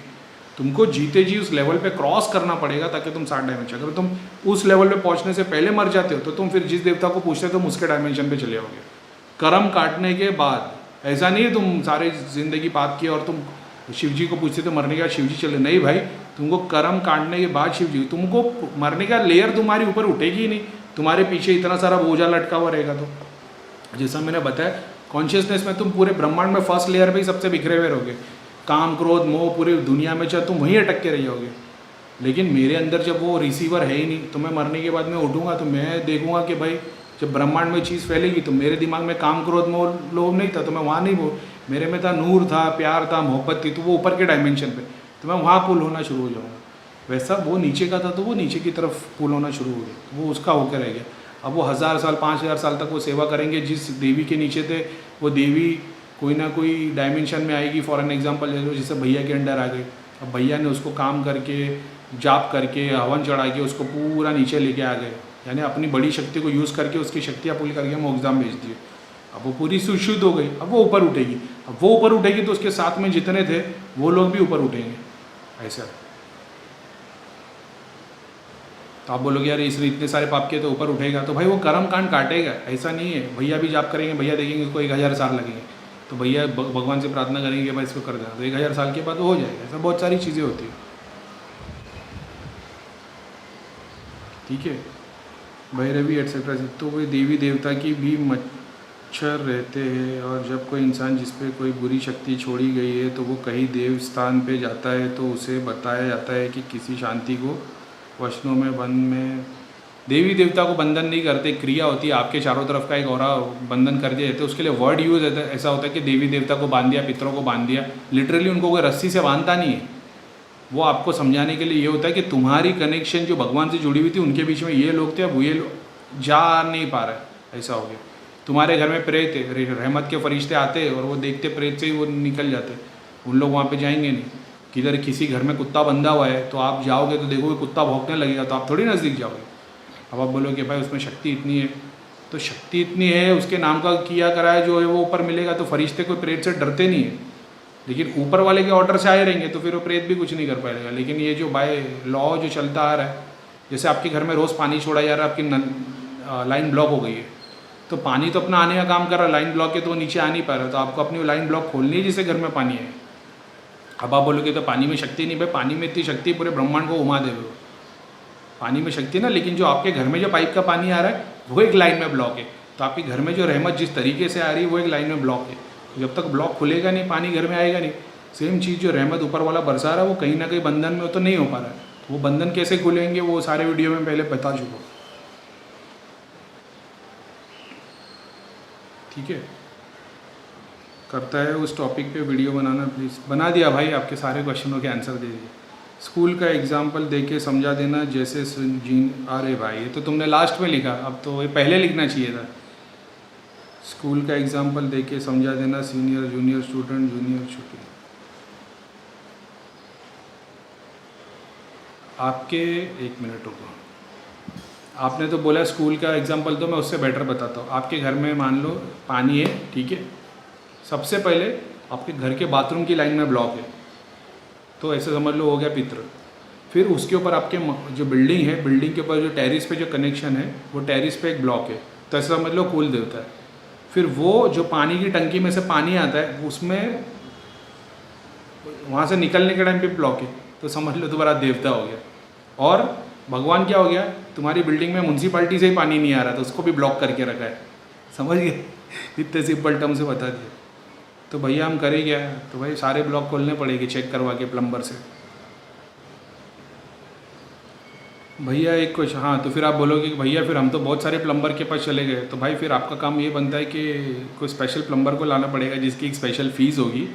तो वो 10 प्लम्बर, क्या हो गया मेरी आँख चमक रही है ज़्यादा, समझ रहे हो। तो फिर आपको फिर भैया के पास आना पड़ेगा, भैया को बोलना पड़ेगा भैया ये लो 2-5 लाख रुपया, मेरा एक स्पेशल केस देखो, तो भैया 4 घंटा 8 घंटा देख के आपका केस सॉल्व करेगा। भैया एक क्वेश्चन है कि जब कोई बर्थ लेता है तो वो इंसान अमीर घर में या गरीब घर में आता है, क्या ये कर्मों के लेके होता है? और आपने एक वीडियो में बोला कि जो जिनता अमीर होता है वो इंसान उतना नीचे गिरता है, तो क्या एक गरीब इंसान अमीर इंसान से ऊपर है स्पिरिचुअलिटी लेवल पे? भाई मैंने ये नहीं बोला कि कोई अमीर बंदा तो वो नीचे गिर जाता है, भाई ऐसा नहीं है। ऊपर वाला कुरान में अल्लाह फरमाता है कि जो इंसान के पास ये सवाल पूछा जाएगा तुमने दौलत कहाँ से कमाई, तुमको ये पूछा जाएगा तुमने दौलत कहाँ से कमाई, अच्छे कर्म करके कि बुरे काम करके, तो उसका जवाब देना है। गरीब से तो पूछे ही नहीं है कि तूने कहाँ से कमाया, गरीब तो बेचारा कमाया ही नहीं है, तो उस वजह से वो बच जाता है। फिर दूसरा सवाल ये कि तुमने वो पैसा खर्चा किधर किया। अगर अमीर आदमी ने कहाँ से कमाया और खर्चा किधर किया, ये दोनों पे उसके पॉजिटिव आना चाहिए। अगर नेगेटिव से कमाया और पॉजिटिव में खर्चा किया तो थोड़ी गड़बड़ होती है। जैसे मेरा बार है, मैंने बार खोला और लोगों को दारू पिला रहा हूँ, लेकिन जितनी कमाई होती है उससे मैं मस्जिद बना रहा हूँ, तो ये तो मतलब ही नहीं है। तो फिर ये तो दोष में आ गया बंदा। मस्जिद बनाने का सवाब मिलेगा, ऑफकोर्स मिलेगा, लेकिन 100 गुना बुराई भी मिलेगी ना, बार खोला था, तो वो जस्टिफाइड नहीं है। तो कहाँ से कमाया, कहाँ खर्चा किया। सेम चीज़ गरीब को पूछी जाएगी, कहाँ से कमाया, तो वो बोले क्या कमाया, दिया कि ज़िंदगी में कुछ। भगवान बोले अरे सॉरी। अच्छा खर्चा किधर किया, ले देव क्या तेरे को, पागल है क्या, मालूम नहीं है, तू दिया नहीं तो खर्चा कैसे करता मैं। तो भगवान बोलता छोड़ो इसको, जान दो आगे आने, बस ऐसा ही है। अमीर को बोले तू कहाँ से लगाया, बोला मैं तो थोड़ा वो ज़मीन का करता था, थोड़ा बाहर था, थोड़ा ब्याज पे काम करता, थोड़ा इन्वेस्टमेंट था। हाँ खर्चा किधर किया, बोले भाई 90% खुद पे किया, 10% चैरिटी किया। हाँ बोला डालो इसको नीचे, ऐसा। हाँ रही बात कि जो बंदा वर्थ लेता है कि जैसे सेम डेट पे अंबानी के घर में भी एक बच्चा पैदा हुआ और बहुत सारे सेम डे पे कम से कम 1 सेकंड में एक बच्चा पैदा होता है, तो 1 घंटे में 3,500 हो गए, है ना। यानी कम से कम 10,000 12,000 बच्चे एक दिन में पैदा हुए रहेंगे। सॉरी, एक दिन में 1 घंटे में 3,500 बच्चे होते हैं, 1 सेकंड में एक होता है, तो उस हिसाब से 3600 होते हैं। 10 घंटे में हो गए 36,000, लगता है लाख सवा लाख बच्चे एक दिन में पैदा होते थे, लेकिन अंबानी के घर में तो एक ही हुआ। तो ये जो मिस्ट्री है ना, वो एलियन सोल की बात से काउंट होती है कि भाई वो एलियन सोल वो डिपेंड बात करके आया था कि कौन सा डायमेंशन से नीचे आ रहा है, 3rd डायमेंशन 2nd डायमेंशन है, बहुत टाइम तक ये लिया, ऊपर वाले से रिक्वेस्ट किया चल एक बार मौका दे दे, मैं ये करता वो करता, तो कुछ होगी स्टोरी। अब आप बोलोगे भाई तो पुनर्जन्म की बात हो गई। पुनर्जन्म की बात नहीं हुई, मैंने बोला एलियन सोल जो अलग डायमेंशन से आया है, तुम्हारा डायमेंशन नहीं, अलग डायमेंशन से आया है। उसने देख लिया भाई इसमें से कौन काम का है, ये काम का है, सीधा वहाँ चला गया। भाई बहुत कॉम्प्लेक्स सिस्टम है भगवान का। आरजू शर्मा, हेलो भैया, thanks for taking my query, but मुझे लगा कि पितर एक घर में तंग इसलिए करते हैं। और अच्छा, आरजू शर्मा ने ये पूछी थी कि भैया एक फैमिली के पितर, जैसे मेरे 4 भाई है, तो पितर दोष मेरे पे ही दिख रहा है, पितर मेरे ही बंधन में, बाकी के 3 मज़े से जी रहे।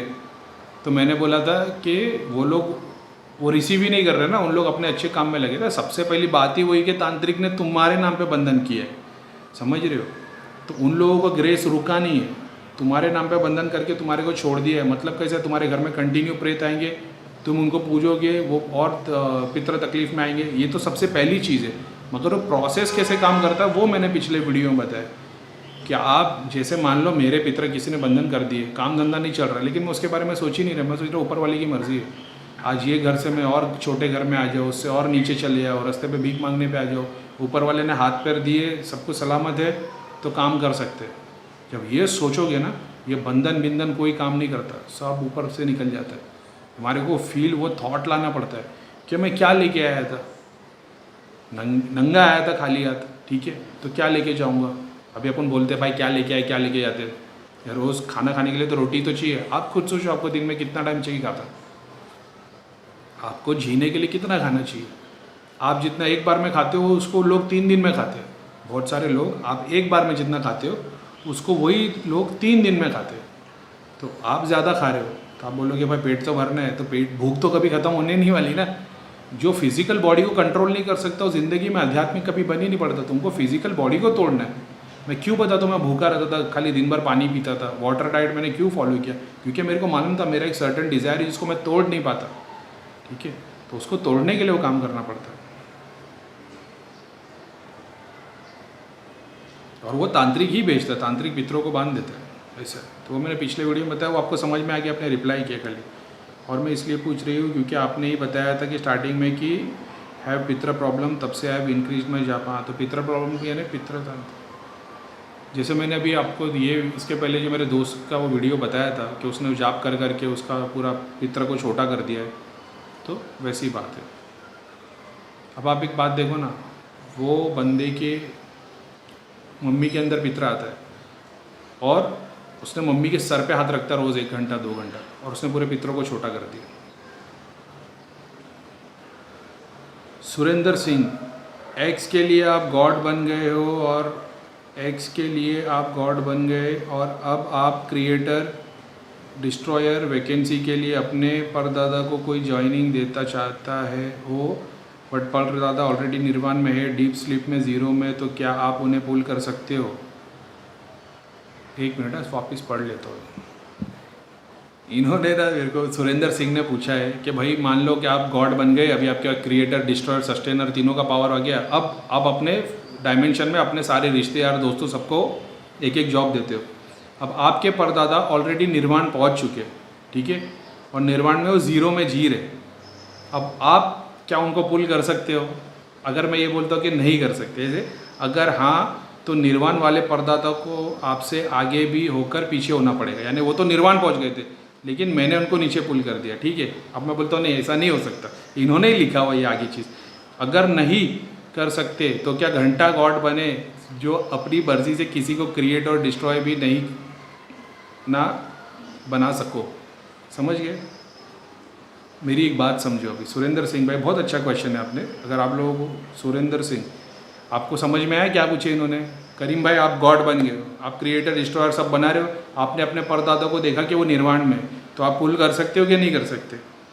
अगर नहीं कर सकते तो ये गॉड बन के मतलब नहीं है, और अगर कर सकते हो तो वो मतलब सॉरी, नहीं कर सकते तो गॉड बन के मतलब नहीं, और कर सकते हो तो फिर बाद में क्या घंटा बात हो गई, निर्वाण में जाके भी नीचे खींच लिया तो ये बात हो गई।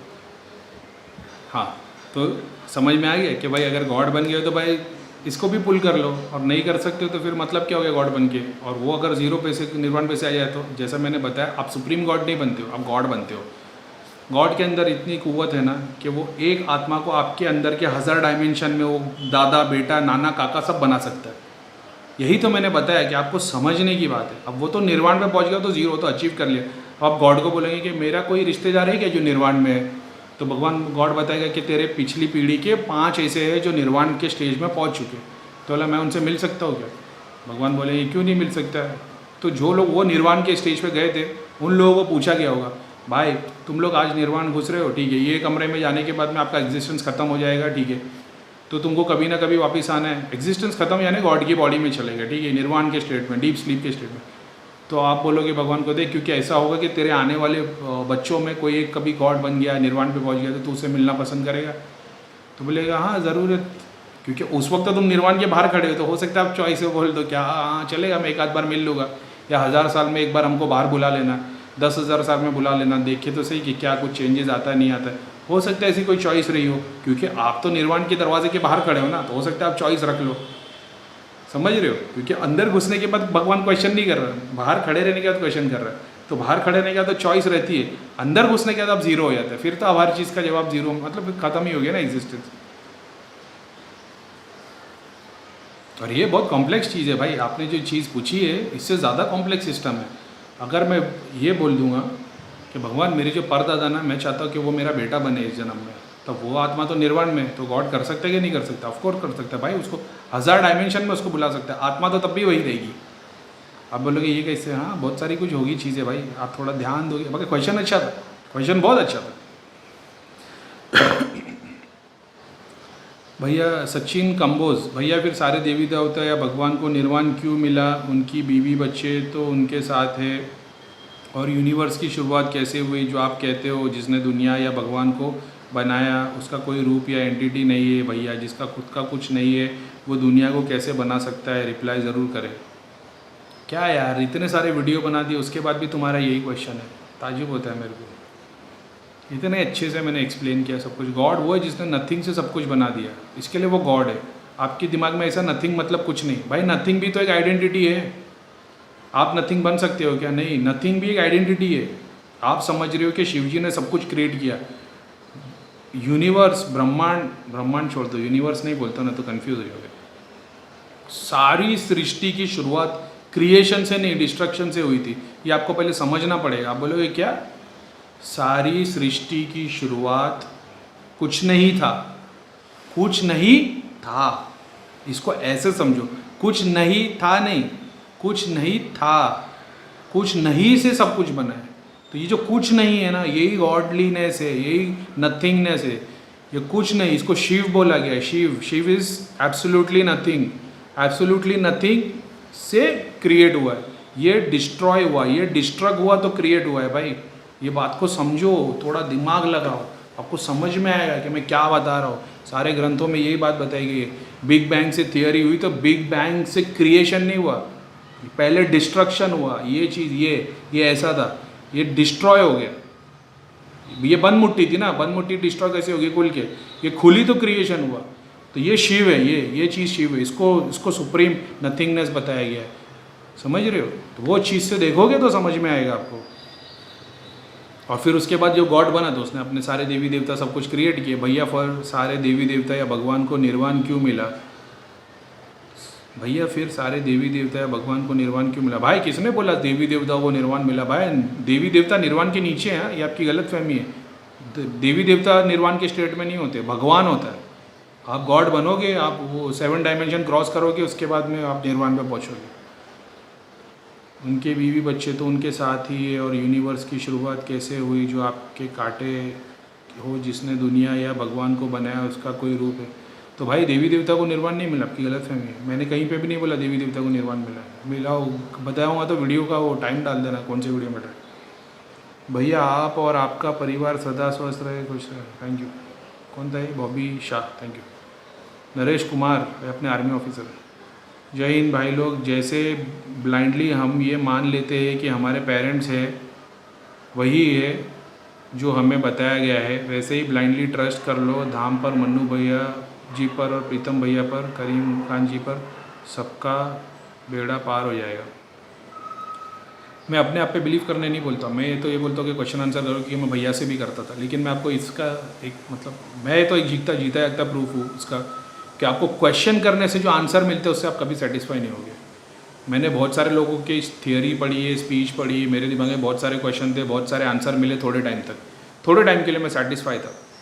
जैसे मेरे को इस्लाम की नॉलेज मिली तो मैं इस्लाम से सेटिस्फाई था। फिर मेरे को हिंदुइज़्म की नॉलेज मिली तो मेरे दिमाग में क्वेश्चन आ गए।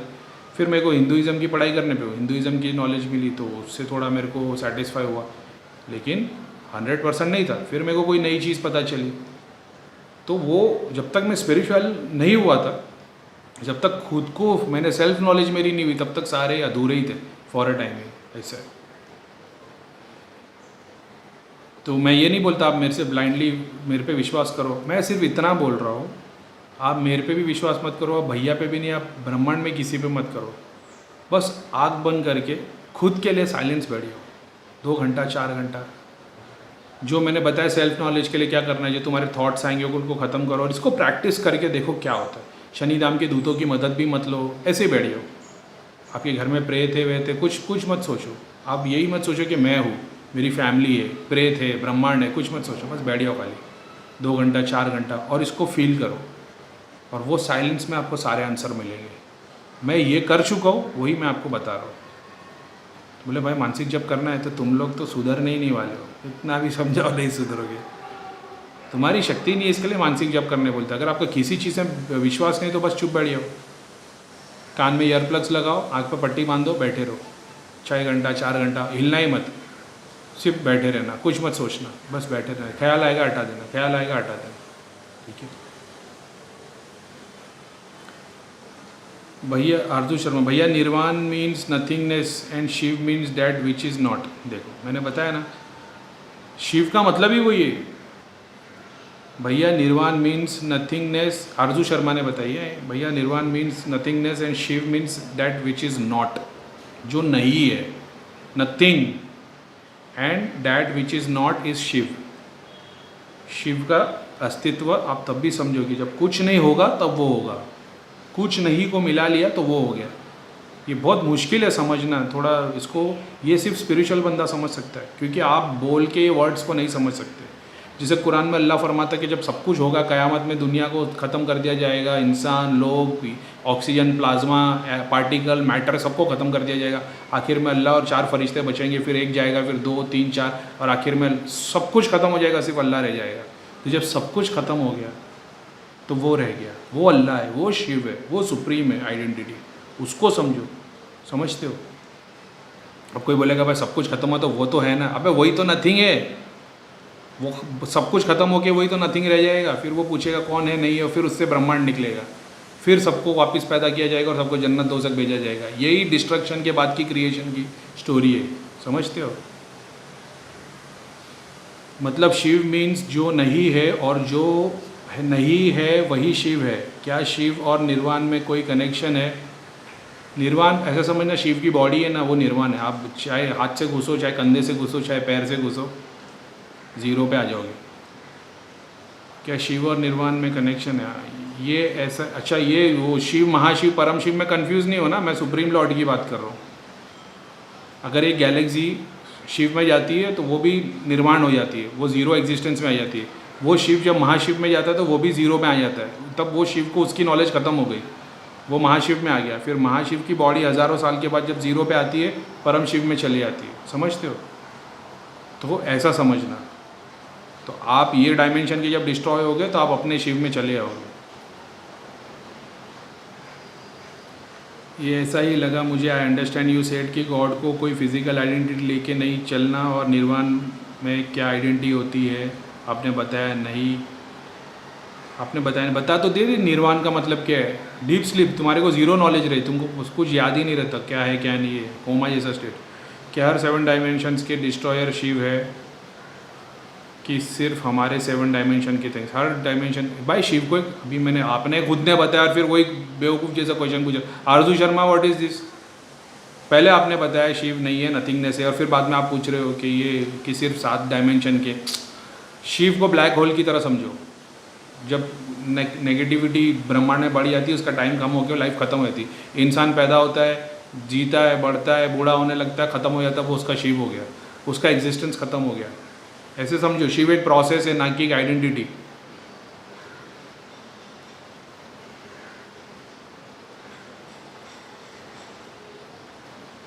भैया आप भी वीडियो शुरू करते वक्त बताओ और वीडियो एकदम जाएगा।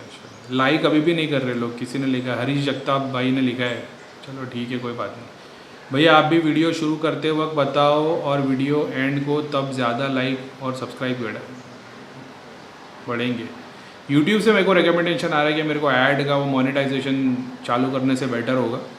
तो मैं वो सोच रहा था कि ये 10-20 हज़ार 1 लाख तक सब्सक्राइबर पहुँचेंगे, फिर मैं मोनेटाइजेशन ऐड करूँगा। लेकिन वो यूट्यूब के लिए ऐसा है कि भाई इतने सब्सक्राइबर बनने तक तो फिर हमारी भी तो रोज़ी रोटी चलनी चाहिए, तो शायद तक मोनेटाइजेशन मेरे को चालू करना पड़ेगा ऐसे, नहीं तो फिर वो इतना स्प्रेड नहीं हो रहा वीडियो। दिनेश कुमार, करीम भाई जी आपने निर्वाण की डेफिनेशन डीप स्लीप दी और बताया कि आपकी एग्जिस्टेंस रहती है। ये ऐसा है कि डीप स्लीप के टाइम पर आपको नहीं पता कि क्या है, पर जब आप उठते हो तो बोलते हो कि मैं गहरी नींद में सोया था। ये आपका एग्जिस्टेंस निर्वाण वही है जो उस समय जाग रहा था और उसी ने बताया कि मैं गहरी नींद में सोया। मुझे ऐसा बताया निर्वाण में पहुंचने के बाद शायद तक गॉड अपने को टाइम देता होगा कि एक दिन के बाद रोज़ उठाया जाएगा, आपकी मर्ज़ी होगी, आपको ब्रह्मांड देखना है, गॉड बनना है या वापस सो जाना है। ऐसा कुछ होगा निर्वाण वाला सिस्टम कि 1 साल के लिए बंद रहे या 1 महीने के लिए बंद रहे, तो गॉड बताएगा तुम 1 दिन के लिए अंदर बंद रहोगे तो नीचे 1000 साल हो चुके होंगे। तो आप तो निर्वाण के पहले खड़े हो तो आप बोलोगे यार 1000 साल तो बहुत आगे पीछे हो जाएगा, चलो ठीक है 1000 साल में उठाते रहना।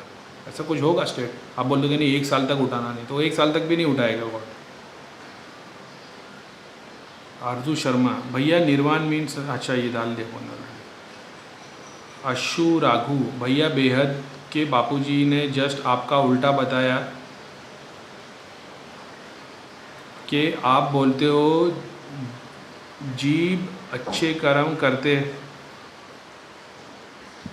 हाँ सॉरी, आशु राघु, भैया बेहद के बापूजी ने जस्ट आपका उल्टा बताया है। आप बोलते हो जीव अच्छे कर्म करते हैं तो शिव बन के गैलेक्सी बनाते हैं, पर बापूजी कहते हैं पहले महाशिव आता है, फिर शिव आता है, फिर देवी देवता आते हैं, फिर फरिश्ते आते हैं, और जब फरिश्ते गिर जाए तो इंसान बनते हैं। ठीक है, फिर फरिश्ते इंसान बनते, अभी मैंने इनको आंसर किया है, फिर फरिश्ते इंसान बनते तो अभी इंसान के बाद तो प्रेत ही बनेगा, क्योंकि बापूजी ने तो नीचे आने का डायमेंशन बताया है। 7वें डायमेंशन पे महाशिव है, महाशिव से शिव, सॉरी परम शिव है, महाशिव है, फिर शिव है, फिर देवी देवता है, फिर फरिश्ते, फिर वही आत्मा इंसान भी बन जा रही है। तो अब वो तो नीचे ही आते जा रही है ना, तब इंसान के बाद तो वो प्रेत ही बनेगा, और फिर प्रेत से क्या बनेगा वो मैंने कुछ लिखा है उनको। फरिश्ते इंसान बनते हैं तो इंसान के बाद वो प्रेत ही बनेंगे, और प्रेत के बाद पाताल लोक के कण बनकर डिलीट हो जाएंगे अकॉर्डिंग टू बापूजी, है ना। और आत्मा मिट नहीं नहीं ये परम सत्य है। मैंने इनको ये बताया, बापूजी बता रहे कि ऊपर से डायमेंशन से इंसान तक बन जा रहे, फिर तो मैंने ये बताया फिर इंसान के बाद तो प्रेत बनेगा ना, क्योंकि आपने तो ये बताया कि अर्थ अपनी पूरी एनर्जी को पुल करते रहता सबको, तो अब सारे डायमेंशन अब नीचे आ रहे हो तो अब इंसान बने हो, तो इंसान बनने तो ऊपर तो उठ ही नहीं सकते हो, अभी आप नीचे ही आओगे तो प्रेत बनोगे, प्रेत बनने के बाद नीचे के लोक में आओगे और गंदी कैटेगरी बनोगे और गंदी कैटेगरी बनोगे और एंड में आपके आप डिलीट हो जाओगे, क्योंकि बापूजी का ये कॉन्सेप्ट है कि बुरी आत्मा एंड में डिलीट हो जाती है, तो बुरी आत्मा एंड में डिलीट हो जाती है तो फिर बाद में तो फिर खत्म हो गया ना एग्जिस्टेंस। तो आपने तो खुद को डिनाई कर दिया। भगवत गीता में कृष्ण भगवान बता रहे आत्मा का अस्तित्व कोई ना गर्मी लगती ना ठंडी लगती, ना काट सकते ना मर सकते, और आपने तो बता दिया कि आत्मा का अस्तित्व भगवान से होते हुए इंसान होके वो खत्म हो गए। भगवान अलग है, आत्मा है, देवी देवता एक अलग आत्मा है। देवी देवता और इस्लाम में ऐसा बताया फरिश्ते सफ़ेद लाइट से बने, वो देवी देवता बने हुए, ठीक है। जिन को ऊपर वाले ने, जिन मतलब जो नहीं दिखता, छुपा हुआ, इनको अग्नि से बनाया, तो सेम ये दूत अग्नि से बने हुए। रूह 5 का कॉम्बिनेशन है, आत्मा इंसान की आत्मा 5 का कॉम्बिनेशन है, अग्नि, वायु, जल, अर्थ और स्पेस। फरिश्ते खाली लाइट है, स्पेस और एयर, और जिन आग और एयर, समझते हो। तो हम लोग ये 5 का कॉम्बिनेशन है, इसके लिए भगवान ने अपने को सबसे बेस्ट क्रिएशन बताया। इसके लिए भगवान ने बताया कि तुम भगवान देवी देवता सबसे ऊपर हो, इंसान को फरिश्ते और जिन और पेड़ पौधे जानवर सबसे ऊपर इंसान बताया, क्योंकि हम लोग ये 5 तत्वों से बने हैं, ठीक है। बाकी लोग नहीं बने, तो वो आप, मैंने बताया ना बापूजी बहुत कंफ्यूज होते हैं, आप खुद पढ़ाई करके मालूम कर लो ना कि ये बात सत्य है क्या। हर एक की आत्मा अलग है, ठीक है। तो 31 मिनट हो गए, गुड बाय। तो हेलो, नमस्ते, अस्सलाम वालेकुम और सारे देवी देवताओं की जय। इसके पहले मैंने यही वीडियो बनाया है 30 सेकंड का, और मेरा पैर लग गया स्टैंड गिर, तो मैंने पकड़ लिया, ठीक है। तो सेम डे, आज 16 तारीख है, 6 बजने, पौने 6 बज रहे, और मैंने 4 वीडियो ऑलरेडी बना दिए। तो ये जो आप देखोगे तो ये आपको 17, 18, 19 को देख रहे हो आप, ये तो ये बना रिकॉर्ड 16 को हो गया है, ठीक है। रितेश शर्मा का ही क्वेश्चन है। तो रितेश शर्मा अपना बंदा वो है जो मैं वीडियो बनाता हूँ, तो वीडियो देखने के बाद डिस्क्रिप्शन में जो डिटेल दी होती है वो रितेश बनाता है। मैं वीडियो अपलोड करता हूँ, फिर रितेश वो वीडियो को देखता है, वो मेरे को सेंड करता है पूरा डिस्क्रिप्शन, और वो डिस्क्रिप्शन को कॉपी करके मैं वीडियो में पेस्ट करता हूँ। तो वो काम रितेश करता है। तो आप लोगों को जो डिस्क्रिप्शन देखते हो वो मेरी मेहनत नहीं है, वो इस बंदे की, रितेश की मेहनत है, ठीक है। लोक सेवा का काम हो गया। भैया हम सब भगवान के बच्चे हैं, फिर इस दुनिया में इतना दुख क्यों है। अब रितेश, मेरे को तो ये लगता है कि ये इसके पहले के 2 वीडियो तुम लोग ने देख लिए ना, तो उसमें सारे आंसर मिल गए, लेकिन फिर भी तुम्हारा क्वेश्चन आ रहा था, मैं पढ़ रहा हूँ। भैया हम सब भगवान के बच्चे हैं, फिर भी इस दुनिया में इतना दुख क्यों है। दुख है ना, देखने वाले की नज़र पर डिपेंड करता है। बहुत सारे लोगों को, जैसे आपको लगता है आप दुखी हो, लेकिन जो रास्ते पे रह रहा है उसके पास घर भी नहीं है, आपके पास हाथ पैर, आँखें, नाक, मुँह, कान सब है। जिसके पास हाथ पैर नहीं है तो उसको, मतलब अपन दुखी है क्या खुशी है ना, अपने नीचे वालों को देख के पता चलता है।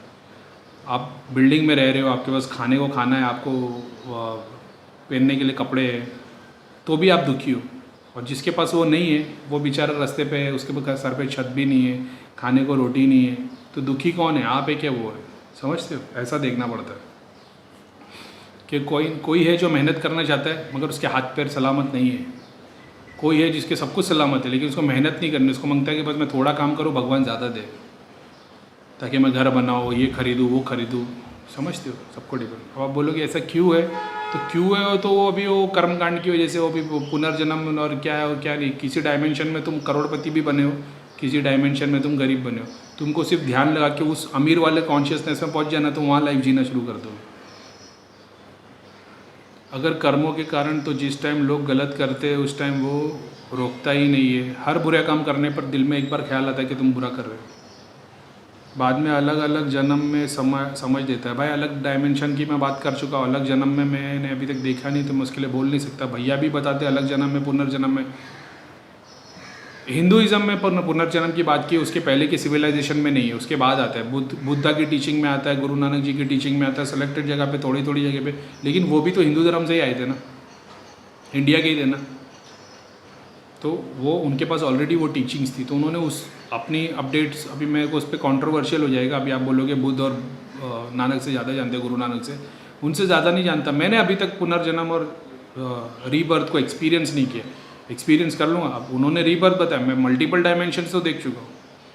तो मेरे को इतना समझ में आ गया, मल्टीपल डायमेंशन में अपने कर्म को छोड़ के ईश्वर वाली प्राप्ति करके उस अपना गोल करके खींच के ऊपर ले गया ना, वो मेरे को समझ में आ गया। अब उसको रीबर्थ बोल दो तो मेरे को चलेगा, लेकिन मैंने एक्सपीरियंस नहीं किया तो मैं नहीं बोलूँगा, ठीक है। तो बाद में अलग अलग जन्म में साझा देता है, वो ये साइकिल स्टार्ट ही क्यों होने देता है। देखो अभी तुमने कैसे बोल दिया, अगर मैं अपने पुराने कर्मों की वजह से, पुराने अपनी प्रॉब्लम जो मैंने कर्म काटे उसकी वजह से ये लाइफ जी रहा हूँ, तो फर्स्ट लाइफ का क्या? अगर फर्स्ट लाइफ जो मेरी थी वो मेरे को अच्छी मिली या बुरी मिली, क्या मैंने बुरे कर्म किए थे उसके पहले जो अच्छी मिली, फर्स्ट लाइफ की बात, यहाँ वो फिर फंस जाते हैं। पुनर्जन्म समझ में आ गया? अगर पुनर्जन्म की वजह से हम ये काम काट रहे हैं, अच्छा बुरा ऊपर, देखो इसका सवाल का जवाब है ना किसी के पास भी नहीं है कि क्यों तुम एक आदमी, क्यों अंबानी का लड़का अमीर बना और गरीब का बच्चे पे सेम डे पे पैदा हुआ गरीब क्यों है? तो सामने वाले बोलते हैं ज्योतिष के पास जाओगे ना तो आप बोलो कि मेरी कुंडली नहीं देखना, तो वो आपकी कुंडली देखेगा, वो आपको बताएगा ये अच्छा ये बुरा फलाना है ढिमका है। अभी आप अपने भाई की दिखाओगे कि भाई ये जुड़वा हम लोग पैदा हुए थे, ठीक है, ये करोड़पति है, मैं गरीब हूँ, इसके सारे थॉट्स सारी लाइक्स अलग है, सेम डे सेम टाइम पे पैदा हुए, 10 मिनट का अंदर बार होगा, तो ज्योतिष क्या बोलेगा, इसको पुनर्जन्म का सवाब मिला है, आपको नहीं। समझ रहे हो? पुनर्जन्म भी गोली है। अब मैंने एक्सपीरियंस नहीं किया करके नहीं बोल सकता। अगर आप ये मानते हो कि आप अच्छे लाइफ जी रहे हो क्योंकि आपके पिछले जन्म में आपने अच्छा काम किया था, अगर आप बुरी लाइफ जी रहे हो तो आपने अपने पिछले कर्म में बुरा काम किया था, तो जो सबसे पहली लाइफ थी उसका क्या था?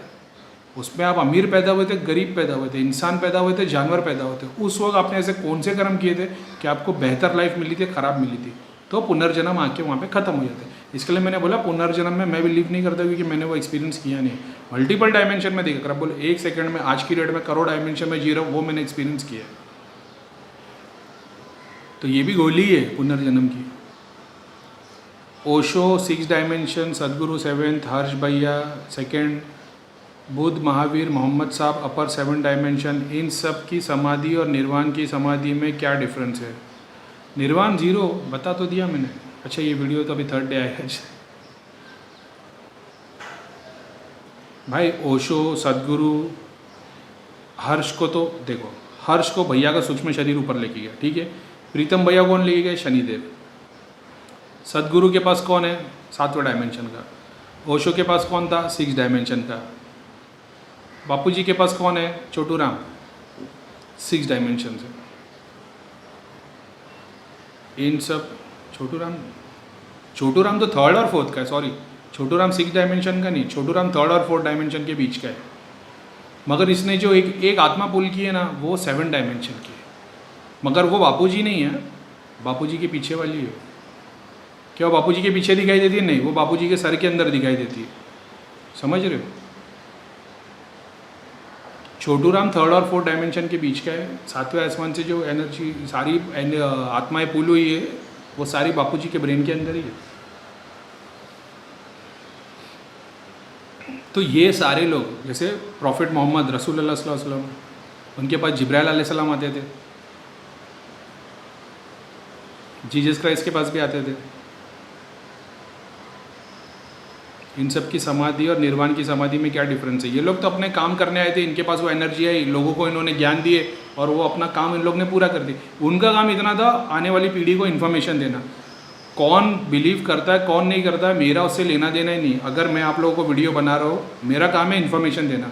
तुम बिलीव करते हो नहीं करते हो तुम्हारे कर्म है, मेरे को लेना देना नहीं। मेरा काम है सिर्फ तुमको इन्फॉर्म करना है।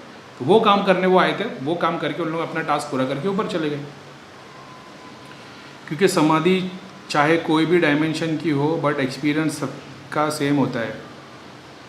तुमको वो एस्ट्रल बॉडी पीछे खड़े रह के दिखा देती है कि देख करीम खान, तूने अपनी सारी ज़िंदगी ये काम किए, तू आगे ये करना चाहता था, लेकिन भगवान ने तेरे लिए ये सोचा है। अभी तेरे पास चॉइस है, तूने पिछले डायमेंशन में इतने काम कर लिए, आने वाले डायमेंशन में फिर से तू वही काम करने वाला है, फिर से मैं तेरे पास आऊँगा चॉइस देने के लिए, ठीक है। अब तेरे को भगवान वाला काम करना है, ये पैसा कमाने का काम करना है, तेरे ऊपर है। क्या मैं 11,000 रुपये 10,000 रुपये फीस लेके एक धाम चालू कर दूँ पर पर्सन के ऊपर, दिन का 10 लाख रुपये कमाओ, या फ्री में सेवा करूँ कैमरे पे रिकॉर्ड करके और बंदे लोग को वीडियो बनाओ? ये मेरे को ऊपर वाले ने चॉइस दी है, समझते हो। अब मैं उसके ऊपर काम किए जा रहा हूँ, समझ में आ गया। अब इससे क्या होगा? इससे तू तेरे 7 डायमेंशन क्रॉस कर लेगा। ये कौन से 7 डायमेंशन है मेरे को तो नहीं पता, तो मेरी शक्ति मेरे को दृष्टि खोल के दिखा रही है। बापू जी को छोटू राम दिखा रहा है, मोहम्मद रसूलुल्लाह सल्लल्लाहु अलैहि वसल्लम को जिब्राइल अलैहिस्सलाम ने दिखाया। अब मैं पैगंबर अपने आप को नहीं बोल रहा हूँ, लेकिन मैं बता रहा हूँ भाई ये काम तो हो रहा है ना, आप डिनाई तो नहीं कर सकते। ओशो को उनकी एनर्जी ने बताया, सदगुरु को उनके पीछे बता रहे, समझ रहे हो, वो लोग दिखाते कि भाई देख, अब वो जिन है, शैतान है, फरिश्ता है, इंसान है, आत्मा है, मेरे को नहीं मालूम, एलियन सोल है, मेरे को नहीं मालूम, कोई हमको दिखा रहा है, दृष्टि खुली, हमको दिखाया जा रहा है कि भाई देखो इतने सारे ब्रह्मांड में तुमको लाइफ मिल सकती है, इसको काम करो, अच्छे कर्म। और वो सारे लोगों ने अच्छे कर्म करने को बताया, बुरे कर्म करने किसी ने नहीं बताया। सबने ये, किसी ने ये नहीं बोला कि तुमको लोगों का खून करना है, किसी का घर लूट लेना है, किसी को कुछ करना है, सब लोगों ने अच्छे बताए। अब जब तुम अच्छा भी बताओगे ना तो बुरे तो अपने आप खड़े हो जाएंगे। आज की डेट में मैं आपको बता रहा हूँ कि भाई ये ज्ञान की बात है, आपको बिलीव भी हो रहा है, अच्छा भी लग रहा है, दूसरे लोग खड़े हो जाएंगे कि ये तो साला ऐसी ऐसी बातें कर रहा है, चलो इसको मारो। तो अब उससे लड़ने के लिए तो खड़ा होना पड़ेगा ना, ठीक है। जीसस क्राइस्ट ने किए, कृष्ण ने किए, सही राह बताया, लेकिन जो डिफेंस वाले थे वो तो खड़े हो गए, शैतान तो खड़ा हो गया। प्रॉफिट मोहम्मद के पास भी जब उन्होंने प्यार मोहब्बत की, इंसानियत की बातें की, उन लोगों ने बोला नहीं हमारी दुकान बंद हो रही है इससे, ये बोल रहा है दूसरा कोई ईश्वर है तो हमारे तो सारे मंदिर बंद हो जाएंगे। तो सारे प्रीस्ट आ गए लड़ने के लिए। अब प्रीस्ट लड़ने के लिए आए तो उनको तो अपनी आर्मी खड़ी करनी पड़ी ना। तो ये होता है भाई। अब आपने बोल दिया प्रॉफिट मोहम्मद ने तो सबको गर्दन काट के इस्लाम फैलाया, भाई सबने अच्छी बात की थी, लेकिन जो बुरे लोग सामने से आगे खड़े हो जाते, जो मानते नहीं है, जिनको पैसा कमाना है। आज की डेट में भैया सबके बारे में क्या बता रहे, तांत्रिक ये काम करते, मैं क्या बता रहा हूँ, तांत्रिक लोग ये काम करते। अब तांत्रिक की दुकान बंद होगी, सब लोग गुरुओं के पास जाने लगेंगे। अब मैंने जितने गुरु के बारे में बताया वो सारे गुरुओं के फॉलोअर क्या करेंगे, बोलेंगे यार बात तो सही कर रहा है, हम लोगों तो हम 2 साल 5 साल से गुरु जी को फॉलो कर रहे हैं, हमारी तो प्रोग्रेस हुई नहीं है, तो हम लोगों को कैसे पता चले कि हमारी प्रोग्रेस क्या, हमारा आगे कितना बड़ा है। तो वो लोगों के अपने आप डिफेंस वाले खड़े हो जाएंगे ना। सदगुरु वाले बोलेंगे अरे ये कोई आया, इसका चैनल बंद कराओ, इसको मार खिलाओ, इसका मर्डर करवाओ। सदगुरु वाले नहीं, ऐसा बोल रहा हूँ कि जैसे जो जिनका धंधा बंद होगा वो डिफेंस में खड़े हो जाएंगे, तो उनके लिए तो लड़ना ज़रूरी है ना भाई। तो इस वजह से वो लोग लड़े भी है। ये तो सब लोगों ने एक ही ईश्वर की बात की, अपने आप के लिए मुक्ति कराने की बात की और अच्छी बातें ही सिखाई, और सब लोगों ने सेम एक्सपीरियंस किया भाई, क्योंकि वो ऊपर के डायमेंशन के जो लोग आए थे उन लोगों ने वही चीज़ उनको दिखाई, वही सारी चीज़ जो ऊपर उन लोगों ने इंसान को बताया, आगे वाली पॉपुलेशन को बताया। तो क्योंकि समाधि का एक्सपीरियंस सब लोग ने सेम बताया, क्योंकि वो से 7वें डायमेंशन से ही लोग आए थे, तो उन्होंने जो देख के आए थे वही उन्होंने ईश्वर के बारे में बताया। यानी क्या हम कह सकते हैं कि 7 डायमेंशन तक गॉड है, बाद में ओनली गॉडलीनेस? ऑफकोर्स यार, 7 डायमेंशन तक गॉड है, गॉड के बाद में तुम गॉड बन जाते हो, निर्वाण मिल जाता है। निर्वाण यानी ऐसे समझ लो शिव की बॉडी है, तुम उसमें एंटर कर लिए, परम शिव, सुप्रीम लाइट, उसके ऊपर कुछ भी नहीं है ऐसा। पर उस गॉडलीनेस की आराधना कैसे करें? वो तुम्हारे अंदर है, वो 7वें डायमेंशन के ऊपर नहीं है। तुमको अंदर ढूंढ लोगे उसको तो अपने आप 7वां डायमेंशन क्रॉस कर लोगे, समझ रहे हो? यही तो सारी बातें बताता हूँ। रितेश क्या कर रहा है?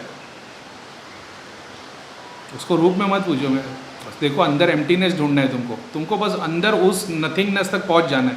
तुम अंदर नथिंगनेस तक पहुंच गए तो तुम बाहर भी पहुंच गए। भगवत गीता में क्या पता है, what is above so is below. तुमको ऊपर वाला नथिंगनेस नहीं ढूंढना है, तुमको अंदर वाला नथिंगनेस ढूंढना है। जैसे नथिंगनेस के लिए जाते हो तो एक काम, क्रोध, मोह, लोभ, ये सब तुम्हारे सामने आ जाते हैं। इन सबको हटा के जब नथिंगनेस पे पहुंच जाओगे, एम्प्टीनेस पे पहुंच जाओगे, जीरो पे पहुंच जाओगे, आत्मज्ञान मिल जाएगा। पार उस, हाँ, क्योंकि उसका तो ना तो मंत्र है, ना रूप है, और ना ही नेम, कुछ भी नहीं है। देखो मैंने बताया ना, उसका नाम नहीं, रूप नहीं, कुछ नहीं, नथिंगनेस है भाई, वहीं तक तो पहुंचना है। कभी कभी तो मेरे को खुद पे इतनी मोहब्बत, इतनी ऐसा दिल करता है कि खुद को ही शाबाशी दे दूँ यार, ईश्वर ने चुना है, अल्लाह मेरी तौबा, आप लोगों की दुआ है, भैया का करम है और अल्लाह ताला की हिदायत है कि मैं इस लेवल पे पहुंच गया। मेरे मम्मी डैडी पढ़ेगी तो बोलेंगे अरे यार, मेरे मम्मी डैडी को मालूम भी नहीं मेरा चैनल चलता है, लोग मेरे को फॉलो करते हैं। अभी तक उनको पता नहीं है कि मेरा एक चैनल चलता है जिस पर बात करता हूँ। उनको ये मालूम है कि ये काम करता है लोगों के लिए, भैया के पास दिल्ली जाता है, लेकिन उनको ये नहीं मालूम मैंने चैनल चालू किया और मेरे को इतने सारे लोग फॉलो कर रहे हैं। प्रीतम भैया 3rd डायमेंशन में है तो क्या उनमें भी अग्नि तत्व है? अग्नि तत्व कहाँ से आ गया प्रीतम भैया? तो कंचन की बॉडी के अंदर है एक अंश। आत्मा कहाँ है? 3rd डायमेंशन तक है, कंचन की बॉडी के अंदर। कंचन की बॉडी से बाहर निकल के प्रीतम भैया 3rd डायमेंशन तक नहीं है। मैं कहाँ हूँ? मैं अर्थ पे हूँ, कौन से डायमेंशन तक पहुंच चुका हूँ? 7 डायमेंशन के ऊपर तक पहुंच चुका हूँ। लेकिन मैं फिजिकली कहाँ हूँ? यहाँ पे। करोड़ों डायमेंशंस में कोई मेरे को ख्वाब में देख रहा है, भैया आप मेरे सपने में आए थे, कोई मेरे को थॉट्स में देख रहा है, कोई ये देख रहा है मैं उनके बाजू में बैठ के उनको शक्तिपात कर रहा हूँ। अलग अलग डायमेंशन पे मैं काम कर रहा हूँ। फिजिकली कहाँ हूँ? यहाँ पे। फिजिकली प्रीतम भैया कहाँ है? वो एक आत्मा के रूप में। फिजिकली क्या है मैं बता भी नहीं सकता आपको। हाँ, कौन सी आत्मा कहाँ है वो बता सकता हूँ, प्रीतम भैया के बारे में नहीं बता सकता। ठीक है, प्रीतम भैया 3rd डायमेंशन में है। शनिदेव 3rd डायमेंशन तक लेके गए प्रीतम भैया को। ठीक है, एक अंश कंचन के अंदर है, 99% वहाँ है। प्रीतम भैया 3rd डायमेंशन तक है, तो क्या उनमें अभी भी अग्नि तत्व है? जब तक कंचन जिंदा है, कंचन बूढ़ी होके जब टपक जाएगी तो प्रीतम भैया कंचन का हाथ पकड़ के उसको 7 डायमेंशन के ऊपर लेके चले जाएंगे। या अब उनमें सिर्फ स्पेस तत्व है? हाँ, तो स्पेस तत्व ही तो है। क्या हवन के टाइम उन्हें भोग दे सकते हैं? मेरे को नहीं लगता आप लोगों को प्रीतम भैया को देने की ज़रूरत है। अगर आप दोगे तो पहुँचेगा भी नहीं हो, क्योंकि प्रीतम भैया एक ऐसे स्टेट में कि वो पहुँचेगा भी नहीं प्रीतम भैया। लेकिन नहीं करना प्रीतम भैया के लिए कुछ। प्रीतम भैया से प्रे करो ना, वो ऑलरेडी देवी देवता के रूप में। तुम क्यों उसको भोग दे के? प्रीतम भैया की कोई दूध थोड़ी है, भोग देवी देवता को नहीं लगता है। यार रितेश, बहुत तुमने इंटरेस्टिंग क्वेश्चन पूछा है। नहीं, मैं एक बात बताता हूँ। मान लो कोई तांत्रिक प्रीतम भैया के नाम का हवन करने लग जाता है, आत्मा को पुल करने की कोशिश करता है, वो नहीं कर पाएगा, क्योंकि भैया का हमेशा अंश आ जाएगा और भैया गुरु है। दूसरी बात, कोई गुरु कर सकता है, गुरु कर सकता है, लेकिन गुरु वो काम करेगा नहीं। भैया ने प्रीतम भैया के सारे कर्म कांड करके आगे पीछे ऊपर नीचे सेटल करके प्रीतम भैया को देवता वाली योनि में पहुंचा दिए।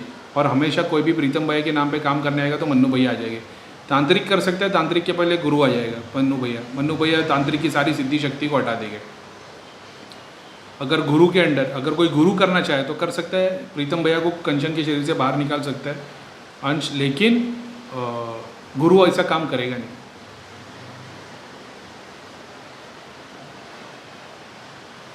ये करोड़ों शिव अलग अलग डायमेंशन में, देवी देवता प्रीतम भैया ये ऊपर डायमेंशन में क्यों जाने की कोशिश नहीं करते? भाई सबके सब ऊपर के डायमेंशन में जाने की कोशिश करते। तुमको क्या लग रहा है ये कोई 10 माले की बिल्डिंग है जो एक एक फ्लोर पे आ जाएगी? हज़ारों करोड़ों साल लगेंगे एक एक डायमेंशन क्रॉस करने के लिए। जब स्पेस तत्व से बने हो तो हज़ारों करोड़ों साल लगेंगे तुमको, और एक एक डायमेंशन क्रॉस करने के लिए। सब उसी की जोड़ में लगे भाई। हर शिव डिस्ट्रॉय होके महाशिव डिस्ट्रॉय होके परम शिव, सब ऊपर ही जाते, नीचे कोई नहीं रहता, सब डिस्ट्रॉय होके ऊपर ही जाते हैं। बर्फ़ है, जब तक पिघलेगा नहीं, पानी बनेगा नहीं, भाप बनेगा नहीं। समझते हो? आग जलती है लेकिन धुआं ऊपर उठता है, तो राख नीचे रह जाती है, धुआं ऊपर हो जाता है। तो तुम्हारी बॉडी नीचे रह जाएगी, आत्मा ऊपर उठेगी, सब कुछ ऊपर ही उठना है भाई। तो सब लोग अपने डायमेंशन में जाने की कोशिश कर रहे हैं। ऐसा है सारी लड़ाई। देवी देवता क्यों चाहते हैं कि तुम उनको पूजो?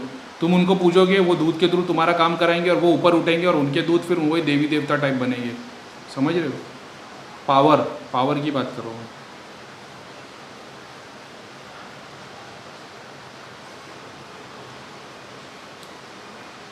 जो आप तो गाइड करते हो, कोशिश नहीं करते। जो आप तो गाइड करते हैं ऊपर डायमेंशन का, पर खुद क्यों नहीं जा पाते? जबकि उन्हें जो आपको गाइड करते हैं ऊपर डायमेंशन का, पर खुद क्यों नहीं जा पाते? जबकि उन्हें तो नॉलेज भी है।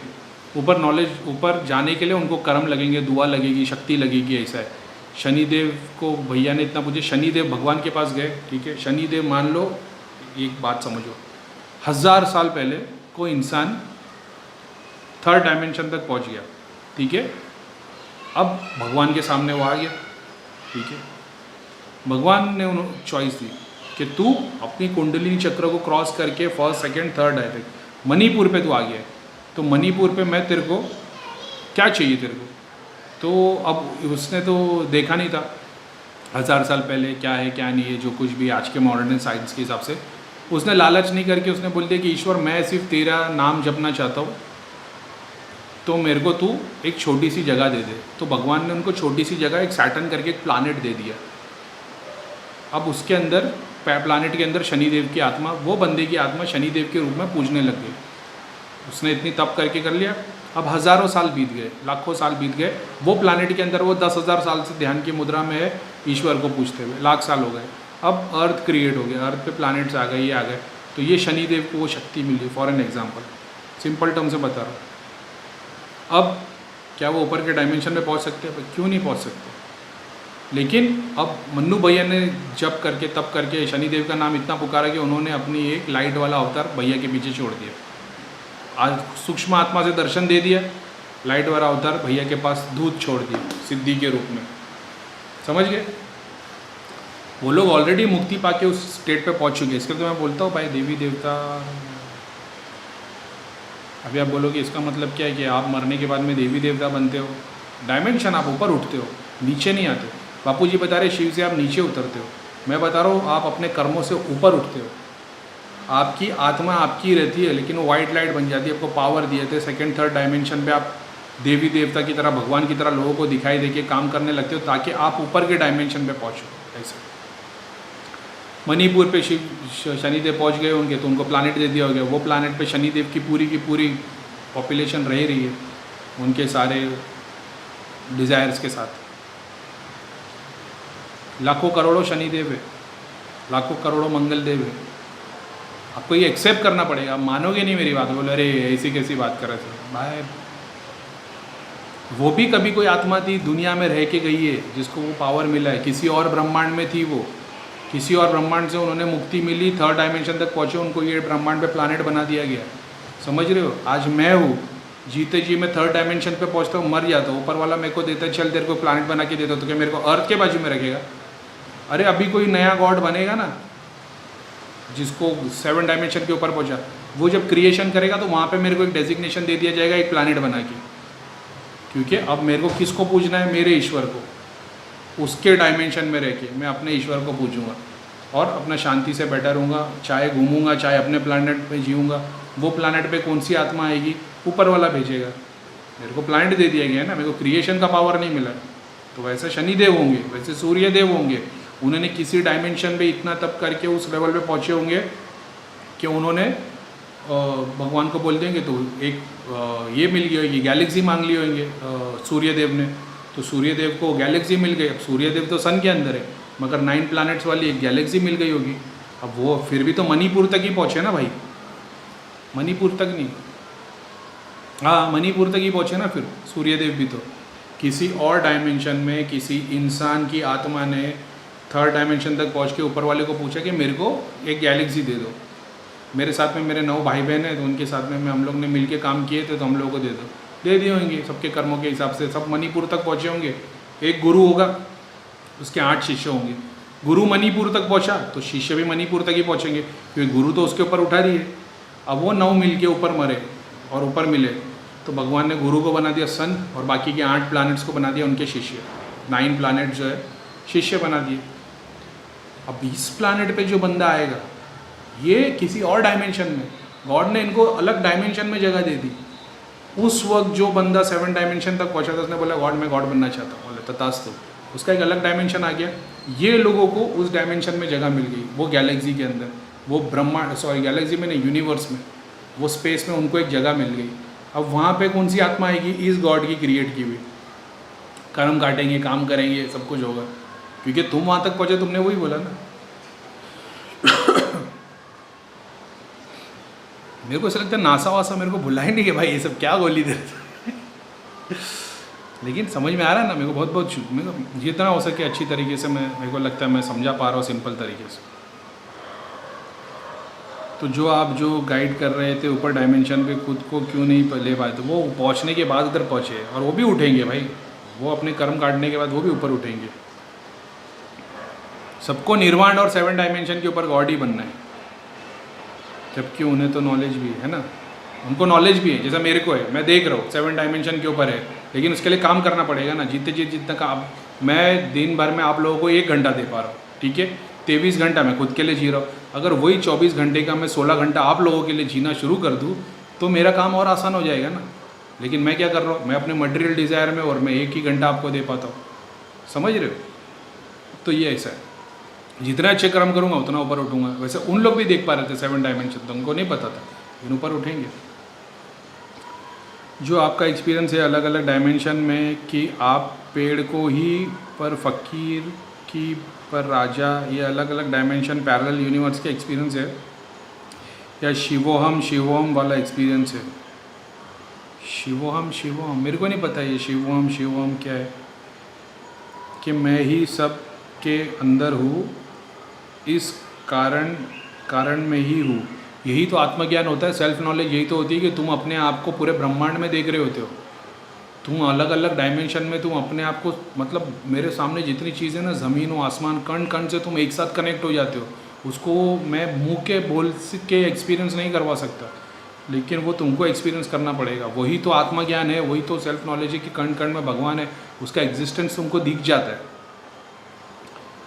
ये अलग अलग डायमेंशन में पैरेलल यूनिवर्स के एक्सपीरियंस है या शिवम वाले एक्सपीरियंस। शिवम मेरे को मालूम नहीं रितेश क्या है, लेकिन ये मेरा एक्सपीरियंस। तो इस कारण में ही हो जो ऑलमोस्ट सभी स्पिरिचुअल गुरु को हुए हैं, दोनों एक्सपीरियंस सेम नहीं लग रहे हैं। इस कारण में ही हूँ कि कण कण में हूँ, इस कण में ही हूँ। रितेश स्पेलिंग में गड़बड़। जो ऑलमोस्ट सभी स्पिरिचुअल गुरु को हुए हैं, दोनों एक्सपीरियंस सेम ही लग रहे हैं। देख मैंने बताया भाई, मेरे पीछे जो आया मेरे को उस लेवल की चीज़ दिखा रहा है, ठीक है। मेरे से पहले जितने लोग आए थे उन लोगों ने उतने लेवल की चीज़ें बताई। अब वो कौन है कि किसको क्या दिखा रहा है? सदगुरु शिव की बात कर रहे, बापू जी खुद को सुप्रीम गॉड बता रहे, दूसरे गुरुज है जो जिनकी जो नॉलेज है। कोई अब मैंने वो किसी का अब जान दो उसको कंसिडर नहीं करता। तो ऐसे बहुत सारे गुरु है तो जिसको जितना दिखा वो उतना बताएगा ना भाई। तुमने आज की डेट में इंडिया के बाहर ट्रैवल नहीं किया है, तो तुमने इंडिया को टीवी में, तुमने सब कुछ वर्ल्ड को टीवी में देखा है, तो तुम उतनी बात बिलीव करते हो। मैं इंडिया के बाहर ट्रैवल कर चुका हूँ, तो मैंने उतनी चीज़ें देखी है। जो इंसान चांद पे जाके आ गया तो उसने तो अर्थ को मून की तरह देखा है। एस्ट्रोनॉट्स ने, जैसे तुम चांद को देखते हो, उसने चांद पे खड़े रह के अर्थ को वैसा देखा, तो उसने दूसरे प्लैनेट्स को भी तो देखा होगा ना भाई। तो ये तो उस पर डिपेंड करता है कि कौन कितने पे पहुंचा। मैं तो ये बोल ही नहीं रहा कि मैं वहाँ तक पहुंचा हूँ, मैं तो ये बता रहा हूँ भाई अपने पीछे जो है, अपना पीछे वाला ईश्वर वो अपने को इतना दिखा रहा है, ठीक है। अब वो लोग पहुँचे नहीं पहुँचे, उनका ईश्वर कितना क्या दिखा रहा है। सब गुरु मेरी तरह बताते नहीं ना, हो सकता है बहुत सारे लोग आके आने वाले टाइम में बता सके कि भाई ये तो 7 युग की बात कर रहा है, हम तो 70 डायमेंशन देख चुके। यही तो मैं बोल रहा हूँ, लेकिन मैं ये बता रहा हूँ कि कोई एक बात दे रहे जो परे की बात कर रहा है, तुम ये भी तो देखो। ऐसा नहीं है मैं सिर्फ ये बता रहा हूँ कि मैंने देखा 7 डायमेंशन है, मैं उसके बारे में और बहुत सारी बातें बता सकता हूँ, लेकिन मैं आपको ये उसकी स्टोरी सुनाने से अच्छा मैं आपको बता रहा हूँ कि कैसे पाया जाए। 24 घंटे भगवान, कॉन्शियस माइंड को गॉड बनाना है।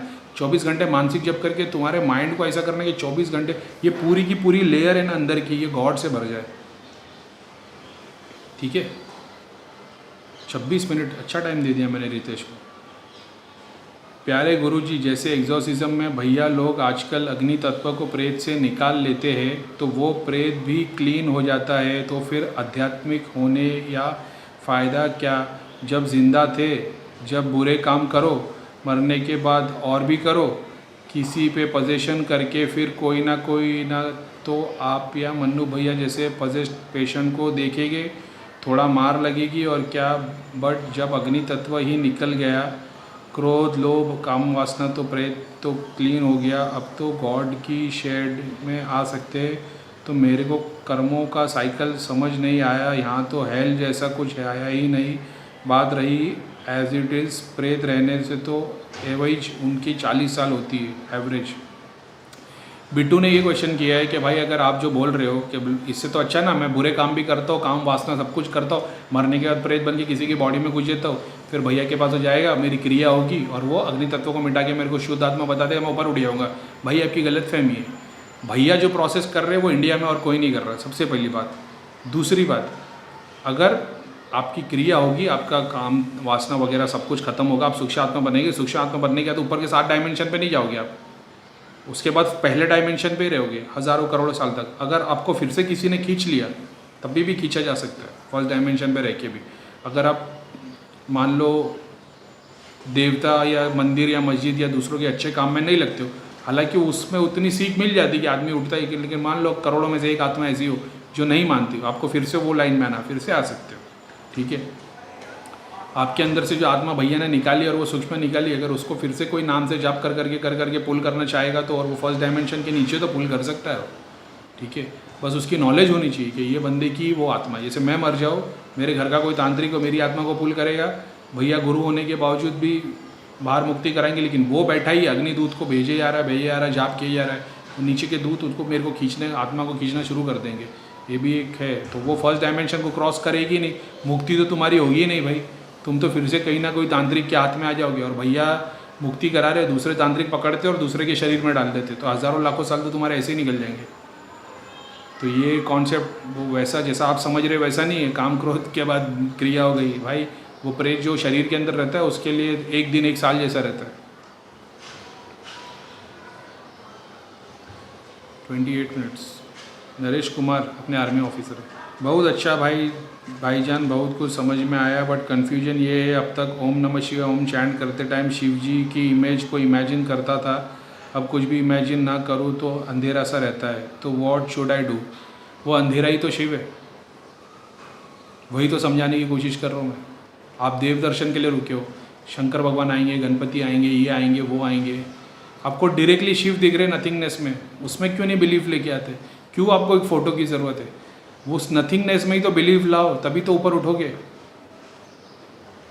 हर्ष शर्मा ने फिर बोला है, सही है भाई, भगवान को कैसे जपे जब उसकी कोई शक्ल नहीं, आकार नहीं, कुछ तो चाहिए ना। करीम भाई बोलेंगे ये क्या जाहिल की तरह बोल रहे हो? अरे भाई तुम तो ईश्वर को ब्लैंक नथिंगनेस में ही पूछ रहे थे, तुमको फ़ोटो की क्या ज़रूरत है? फिर किसी ने जवाब दिया है, अच्छा आरजू शर्मा ने बोला, आई थिंक भैया is already answered in previous videos कि आप एक आइडेंटिटी को लेकर चलोगे तो चाहे वो कुल देवता ही हो, कोई भी देवता हो, आपको पहुंचा ही देगा, जैसे मन्नू भैया को शनि देव ने पहुंचाया।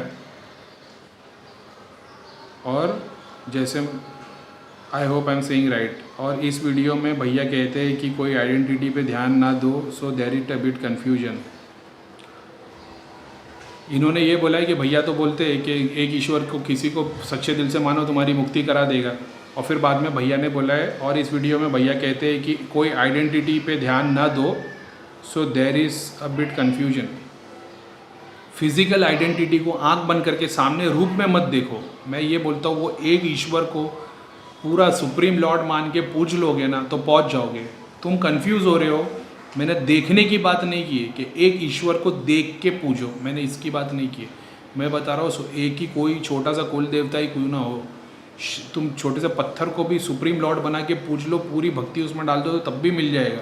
एक गुरु को सच्चे दिल से पूरी तरह से निछावर हो जाओ तब भी ईश्वर मिल जाएगा, भले से गुरु गोली निकल गया हो, लेकिन तुमने भक्ति तो सच्ची की ना गुरु के नाम पे, तुम पूछते तो भगवान के लिए ही थे ना, तब भी मिल जाएगा। तुम कंफ्यूज हो रहे हो कि मैंने कुल देवता को बोला कि इस रूप में ही पूछोगे तो मिल जाओगे। उस रूप में पूछने का मतलब उसकी फ़ोटो लगाने की बात नहीं कर रहा हूँ मैं, ठीक है? अपने ब्रेन में उसकी इमेज को समझो, उस अल्लाह को समझो जिसका रूप नहीं है, उसको उसकी 100 आइडेंटिटी के बारे में समझो, तब वो समझ में आएगा सब कुछ क्या है। तुम लोग ना कमेंट्स में ना खुद ही कंफ्यूज होते हो और खुद दूसरों को डाल देते हो, फिर बाद में फिर दूसरे को भी कंफ्यूज कर देते हो। एक ही ईश्वर को सुप्रीम लॉर्ड समझोगे, पिक्चर में देखोगे नहीं। अमिताभ बच्चन की फ़ोटो लगा के उसको सुप्रीम लॉर्ड बना के पूजोगे तो नहीं। अमिताभ बच्चन को सुप्रीम लॉर्ड समझ लो और उसी को पूछते निकल जाओ तो भी मुक्ति मिल जाएगी। भगवान को फ़ोटो की ज़रूरत नहीं, वही तो बता रहा हो, तुम फ़ोटो में कंफ्यूज हो रहे हो। 32 मिनट हो गए, चलो भाई ख़त्म करते। 1 मिनट कितने बचे? तो भाई बस करते, अभी 8-10 क्वेश्चन बाकी। मेरे को ऐसा लग रहा है कल लो मेरी एनर्जी डाउन हो गई एकदम। तो सबको सलाम वालेकुम। ये शायद आप 19 को देख रहे होगे, तभी 20 को आएगा, उसके पहले तो शायद तक अपन ने कुछ लाइव सेशन कर लिए होंगे, तो आप ये शायद बाद में देखोगे। तो ठीक है, सबको नमस्ते, अस्सलाम वालेकुम और सारे देवी देवताओं की जय, गुड बाय।